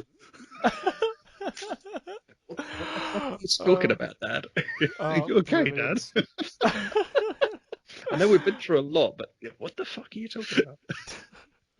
And with that, my loves, I think we'll call it a night. Bye-bye. Kapow. Awesome. Love it. Nice. Sorry, I suddenly realised we got through the whole conversation without mentioning it. I had to drop it in at the end. I'm sorry about it. It's one of those, because it's a phrase that's still used to this day on Twitter. People would say, "Here is the hero we deserve, but not the one we," or whatever, and it's like, it's just, what the fuck is that? Yeah, the other one is you either die a hero or you live long enough. Yeah. Well, that's basically mimetic at this point, isn't it? Oh my god. Oh, God. But it's a good job we didn't get onto that, because it'd been another 40-minute digression. That could have very easily. It could have very easily. But we must do the Harry Potter one at some point. Oh yeah, God, I'm looking forward to that already. I mean, that. Oh, God, it's almost. I almost resist it because it's Vogue. You know what I mean? It's almost like, oh, everybody's talking about this. Yeah. Well, the other one that I really, the other movie trilogy that I desperately want to get on mic, and I know Jack, that you've already written about this, so if you felt you've already said what you had to say, that's fine. But the Planet of the Apes trilogy. Oh, yeah. Interesting. Because I think there's some real. I think those movies are really fucking interesting, and in particular, the second one. I mean, your essay on Kobo was really good, but I think there's a lot about that second movie that's I mean, interestingly for me, it's the religious metaphor across the three. I mean, the fact that Caesar's effectively the ape's Christ figure, is really fucking. But I mean, they're really talking about their kind of, the thing about like liberalism's uneasiness and conversation with itself. I mean, you talked about, Jack, the Iron Man movie. It's about that thing about like, oh yeah, we know war's not good, but we've got to find a way of making it necessary again. So how do we kind of square that? So, and I think the Apes movies really kick that into the next level in terms of the pretzel that it twists itself in. That thing I wrote about the second Apes movie, I came out of the cinema and I sat in the car furiously scribbling notes on any piece of paper I could find. Like I was grabbing parking stubs and receipts and stuff, and I had a pencil that was gradually getting blunter and blunter. I was furiously scribbling down notes because I have a terrible memory and I wanted to remember everything. And sort of got home and I wrote that essay, which God knows how long it is. It's probably 4,000 or 5,000 words. I don't know. I wrote it sort of almost immediately. I wrote it within I suppose a few hours of coming out of the cinema, and I've never rewatched the film. So it would be really interesting to me to go back to it, to go back firstly to the essay, and then to go back to the film and see how my initial reaction holds up.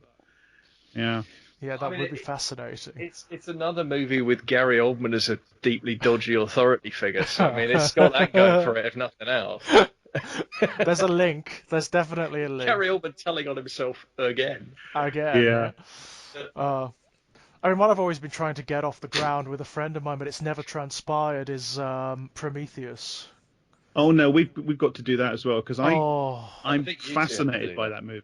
Yeah. It's a bizarre one for me. I hate it. I hate its guts. I hate that film.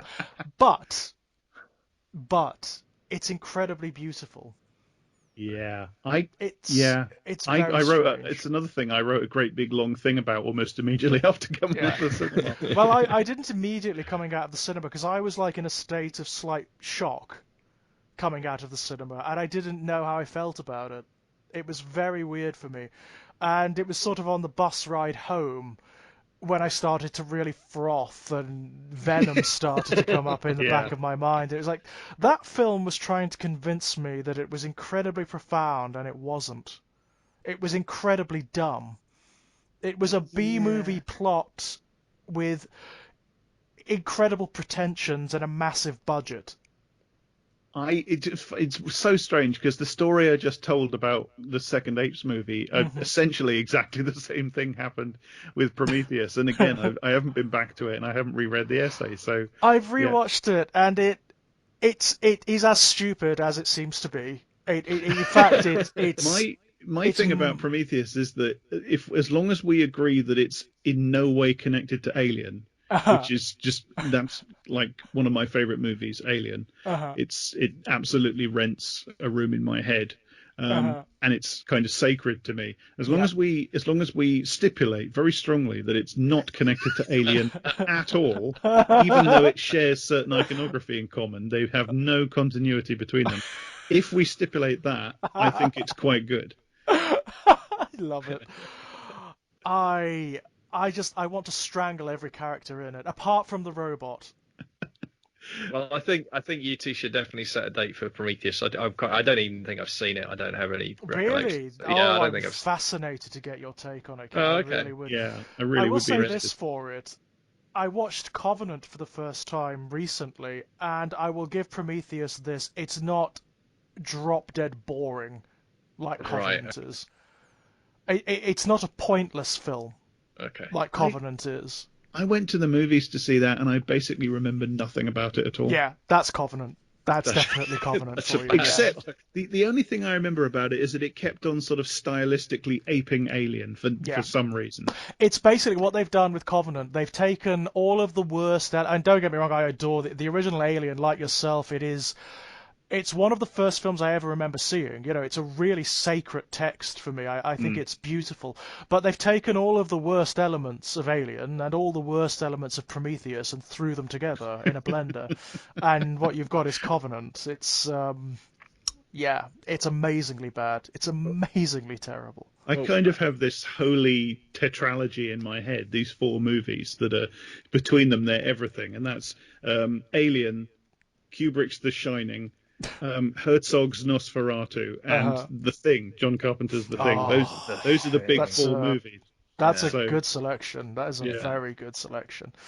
But they are, the thing about those movies are that if you're in any way sensitive about them, you are absolutely assailed by pop culture because they are constantly being ripped off Yeah, no, or absolutely. copied or interfered with somehow. or remade Yeah. or whatever. Yeah. Except arguably Herzog's Nosferatu, which is kind of a forgotten Yeah. masterpiece. It's remembered intensely by those who remember it, but most people kind of I mean, think I of it think as I think with curiosity. Nosferatu, what it is that it's not parodied. The iconography is preserved. I mean, you can get. Oh no, Herzog. Sorry, yeah. No, that's slightly different. Yeah, it's not. So Yeah, obviously the original is, yeah. I love Murnau's Nosferatu, but it doesn't carry the same charge for me as the Herzog one, the Oh, remake. that's interesting. I mean, I could talk for hours just about The Shining and parody, because The Shining is Yeah. relentlessly parodied, Yeah. but there's this weird anxious quality to all the parody. It's like Yeah. it's like people are taking the mickey out of it, but as they're doing it, they're constantly sort of looking over their shoulder, like they're Almost scared, as though they're scared. afraid. Yeah, I tell you yeah. what's interesting. We were watching for my sins. We watched Ready Player One with the kid recently, and I didn't know there was a Shining sequence in Ready Player One. And the hilarious part is that it absolutely freaked me and Sharon right the fuck out. And the kid was like, "What are you fussing about?" Because she didn't know the source material. So for her, it was Right. just like No she frame was of reference. like, we're literally like, no exaggeration. We see the carpet and we start getting palpitations, right? We're like, "Oh my!" And she's like, "What is wrong with you two?" Yeah. Like the 10-year-old sitting between us, and it's like me and the missus are kind of holding each other's hands, like, "Oh God," and it's like, No association, yeah? no, Have you exactly. seen For her, she's just like, "What?" Doctor Sleep? No, I haven't seen it yet. Yes, yeah. That is a fascinating. I mean, it's awful. It's a terrible film, but it's a fascinating experience. I liked the film better than the book, I've got to say. Yeah. I mean, it isn't good, but I liked the film better than the book. But its relationship to the Kubrick movie is just fascinating. That's I mean, that's the bit I'm legit interested in. Yeah.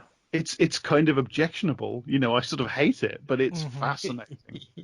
The way it tries to Again, shoehorn in the mythology of the Overlook into the yeah, story, and it's like, it doesn't belong here. but It doesn't belong. yeah, because they're fundamentally different texts. The Yeah, novel and Yeah. the film are completely different texts. very much so. And Very much so. Doctor Sleep is a sequel to the novel. It's emphatically not a sequel Yeah. to the movie. Yeah. And Yeah. King almost goes out of his way to be like, "Oh fuck you, Yeah. I'm still alive. Fuck you," like at the start Yeah, of the book. he just Absolutely. stops shy of putting in a footnote, doesn't he? Yeah, contrary to what you may have seen. Yeah. I love how angry he is still about it. I just I love do. that. It's so endearing. It is adorable, isn't it? Yeah. It's But a it shows bizarre it's thing. it's another thing that shows how The Shining is just this text that refused to die. It just. Right. But again, Doctor Sleep. It's this fascinating text because it's a movie adaptation of a book which is aggressively a sequel to another book which got turned into a movie and which the author hated and fashioned this book sequel as a direct repudiation of. Uh-huh. And the movie adaptation of that book tries to meld the book sequel with the Yeah. movie. It's so It's fascinating. bizarre. The DNA. Yeah. It's a chimera, isn't it? It Well, it's is. just- That's the perfect word. It's trying to square the impossible circle, isn't it? It's just like you never. How do you ever hope to land this? Well, the Like, result it's the just result not- is basically Lovecraftian. It's like Okay. it's a non-Euclidean thing. It right. doesn't Well, make- you'd end up with a four-sided triangle at that point. Yeah. So I It reminds me of like the end of Cronenberg's The Fly, where the final teleportation, Brundlefly has kind of become fused with part of the telepod, and Yes. this thing that crawls out is just this absolute god awful, pitiful mess. can't that's stop looking at it. that's Doctor Sleep. It's just Yeah. this complete scrambled mutation. Yeah, I completely agree. It's a strange. go now. But it's fascinatingly odd, isn't it? It It does is. sound fascinatingly odd. Yeah, it sounds interesting. And I am It's just very not the book. I could tell it is very not the book. It's far removed. It's far removed from the book. But then 'Cause again, I don't like the book either. So But I It's think- very I think- faithful. This is the weird thing. It's very faithful to the book, isn't it? at the same time, it's Yeah. so weird. It's Like such in terms a strange. of what happens, it's Yeah. very faithful. But at the same time, it's such a different animal. It's like it's a Yeah. bizarre thing. well, It's that's a bizarre interesting. thing. Well, But it while does- we're talking about, sorry, no, go on. No, I was just going to say, you have to give it props. It depicts the torture murder of a child on Hmm. screen, Yeah, which is, I mean, it's awful to watch. It's almost unbearable. But it's not something that movies will generally dare to depict. even horror films. No, That's absolutely no. true. I mean, say what you like about King, the fucker will go there. Mm. I mean, it was one of the real thrills for me with it. Chapter one was sitting in the cinema and just seeing that opening sequence and Yeah. seeing Georgie and just being like, oh, you guys, looking around, and there were a lot of teenagers in there who, Hmm. I know didn't know the source material. I was like, oh, Yeah. kids, strap in, kids. This is about to and it is. It's a great. That's a legit fucking fantastic. I mean, Jack, I remember you and I talked about you almost wish the story ended there, right? Hmm. Like you I do just, kind of almost wish that chapter one was a short story. Yeah, yeah, because it's so Hmm. perfect it is. on Yeah, its it own is. that It there's. really Yeah. is. I mean, I wouldn't take the book away for anything because it means so much to so many people, not least of all yourself. Hmm. But it is almost a shame that the rest of it exists because the Because just that is just that glorious. first chapter on its own with no context and no explanation. Hmm. Yeah, yeah. Well, because it's the old. I mean, that's the age-old thing which King himself talked about, and like Dance McCarthy again in On Writing. You're never going to come up with an explanation that's going to be scarier than leaving it unexplained and Yeah. letting your reader just kind of go. Ah. Hmm. But while we're talking about forthcoming projects, I should just let both of you know I'm doing a podcast with a couple of other people where we're watching. It's not a commentary track, but we're watching the Bond movies. Oh, right. We're Yeah, Okay. doing them. We're doing them in order. So we've recorded Doctor No and From Russia with Love. This hasn't got released yet, but they're in the editing process at the moment. But we recorded the first two. We're doing Goldfinger sometime in August. They're going to be coming out roughly on a monthly schedule. Jack, forgive me, but I've already penciled you in for Quantum of Solace yeah. because I I've been in touch with Christine, oh obviously, right. and I because I'm about the only person on the planet that likes that movie. So You and Christine, actually. Christine's quite a fan, so I yeah. think that'll be quite good. It looks like we've got Elle coming in for Tomorrow Never Dies, so Oh that could be God, quite interesting. Um, but Skyfall? that'll be brilliant. well, George, I was wondering what. Yeah, I mean, I'm raising it because it occurred to me that if there's any that you fancy, George, let me know and we can. I'd love to do Skyfall. I mean, I'm Oh, not, okay. I'm generally not a Bond fan, but I actually really enjoyed that film. Okay, that's it. I mean, it's interesting because I think Christine hates Skyfall, so that would Oh, actually that'd be work quite well. great. I think that's So actually do I. I a can't conversation. stand Right. Skyfall or Spectre. I think they're both awful. See, But Spectre's the one for me because Spectre just has slid off the surface of my mind perfectly. I've seen Spectre at least twice, and I'm not exaggerating when I say I can remember nothing about that. I mean, I've I, seen it, and I can't, like yourself, I have not not an not a inkling. Scooby, I not a couldn't fucking tell Scooby. you a scene, I couldn't tell you the villain, I couldn't tell you the plot. I don't know. I know it's got Moriarty from Sherlock in it, and I still can't fucking Ah, remember anything about it. oh But it's really? so yeah, he's definitely in it. It's yeah, he so is. Yeah, weird. Okay. I. Just that guy is such a terrible actor. But it's Mhm. such an impressive piece of cinema that they could have made a Bond movie that I couldn't remember fuck all about. That's Yeah. some kind of awful achievement. So that one I'm looking forward to just because I don't know. I mean, I'm almost thinking of leaning into it and making it a gag or just I let them I talk about it. remember it Just in be like, quite a lot oh, of detail because the thing about Spectre is that they try to tie up the hanging threads from Casino Royale and and Quantum of Solace. Solace. Yeah, See, I and remember Right. that, but I don't remember what or how or any. Nib. I really like Casino Royale, and I actually kind of love Quantum of Solace. Yeah, I So do. I was sat in the cinema watching them try to do that and sort of seething. Well, the thing about Solace is one of the things that's really interesting about Solace is that it's a bridging movie to a story that they clearly just decided not to tell, isn't it? I mean, Well, that's the they thing it about it. wasn't to be fair to them. It wasn't that they gave up. It was that just after Quantum of Solace came out, where, of course, famously Quantum of Solace was hampered by the big writers' strike. Right. So essentially, there's a third act that's supposed to be there that isn't there. And rather than shelve it, they just released it as it was. Right. So you get this weird open-ended film that kind of sets up all this thing about corruption in the British government and then just Yeah. doesn't do anything. So what they've done is they've refashioned it and re-edited it slightly so that it's kind of become a kind of Empire Strikes Back thing with an open-ended ending. Right. And Okay. then what happened was the recession hit, 2008, Ah. and they couldn't afford to make the next one for years. That's why there's a Yeah. great big gap between Solace and Skyfall, because Bond movies were just too expensive for a couple of years there. Right. Okay. And by the time they got the money and the wherewithal together to make the next one, it had been too long. You couldn't expect anybody to pick up threads that had been dangling for 5 years or whatever. Right. Well, and also Right. you were hitting the 50th, right? So they just leaned into the Exactly. nostalgia of the 50th complete. I mean, Skyfall is. I mean, I enjoy Skyfall, but it is appallingly nostalgic. I mean, the nostalgia stuff in it does make me want to punch it. I mean, I remember when because I think I saw it in the cinema, and you know the moment where the Aston Martin and someone actually fucking cheered, and I just wanted to, commit an act of homicide. I just wanted to, like, what the fuck is wrong with you? You see, I saw it shorn of all that because I just don't like- really know Bond as such. Oh, okay. I actually, the first time I saw it, I was dragged by a service user to see it. I was like, oh okay. God, I'm not Yeah. gonna like this. I'm not gonna like this. It's Bond. I'm not a fan. This is 2.5 hours. I'm going to die. I'd actually rather enjoyed it. See, But I think, short of context, it might actually be. I'm kind of envious of you. As just like a brainless action film. Yeah, it's a 2-hour action I movie. found It it probably is quite all right. I well genuinely done, don't know how you'd make sense of it as a text without the context. To be honest, to me, Skyfall just relies upon a knowledge of the signifiers.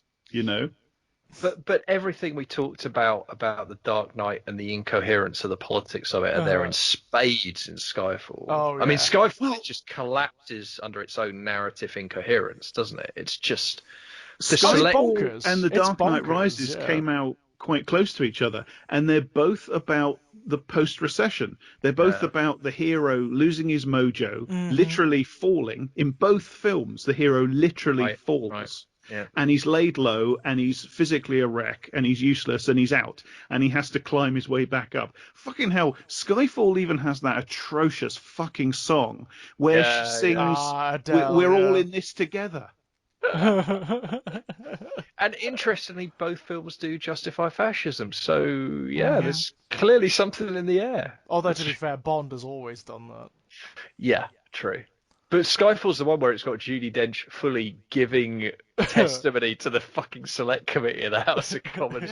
Basically telling off the House of Commons for daring to have any fucking say over what MI6 right. Yeah. does. Basically says, democracy is a pesky interference in the British national security state as we battle swarthy hordes that are threatening our... And she's the good guy, And the ghost of Ian Fleming's like, right on, sister, you fucking tell them. All we need now is a few, poisonous centipedes and tentacles and Bond worrying about caterpillars climbing up his dick. Tell you what, let's code the villain as gay. Let's just throw that in there. Code. Well, overt, code. That was coding for a Bond movie. That was subtle. Yeah. Although to be fair, most of the Bond villains are coded as pretty damn gay. You know what? On the rewatch, it is a theme. It's a big ass theme. Yeah, it really is. It's interesting. And they always try to deny it by surrounding him with girls as well. Yeah, but that obviously just makes it more overt, Yeah, exactly. The joke that actually got made by someone in the From Russia with Love podcast, and I'll leave you to listen to the podcast to find out who said this out loud. But someone recording that podcast actually said, Blofeld's pussy is a beard.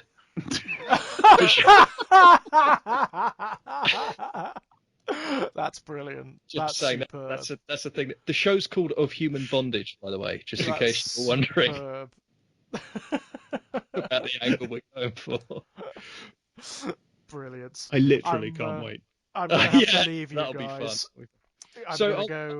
I'm gonna go grab some tea and go to bed. I am exhausted. George, I'll put you down though for Skyfall if you want it. That would be great. Totally up for that. Totally Fantastic. up for that. Cool. Brilliant. Okay, thank you so much, guys. No, thank you. And Thank you both of you. That was fantastic. let me know anything else that you want to talk about when you want to talk about it, and Well, we'll sort let's something start out. trying to schedule the Harry Potter Yeah. podcast, and we might get around to recording it, in I don't know, March, something like Yeah. that. Yes, maybe. Oh God, does that mean I have to either A, watch the films, or B, read the books again? Oh dear. I listen. Actually, in all seriousness, I'd be happy to do a podcast with the two of you. I'm not prepared to revisit the source material. I'm just going to say that. And Yeah, I if that don't think I disqualifies am. me from doing it, that's fine. I'm No, happy to sit it no, out. But I'm just, absolutely. Hey, I if you, I mean, seriously now, if you don't want to do it, that's fine. I'm no. I'd love to do the absolutely fine with podcast. skipping it. Just not going to revisit. No, I'd love to do the podcast. I'm just not prepared to revisit the material. I'm just Yeah. Well, not. the problem with that is that it's just going to be me ranting at you for hours, and you sitting there going, right, okay. I'm sorry, you described that as a problem. I don't see. Sounds fine. But no, I'm Well, well we'll up see. for it. We'll see. I'm well up for it. Okay, guys, I am All right. going to skedaddle. I will see you No, soon, okay? all right. Bye bye. Yeah. Bye.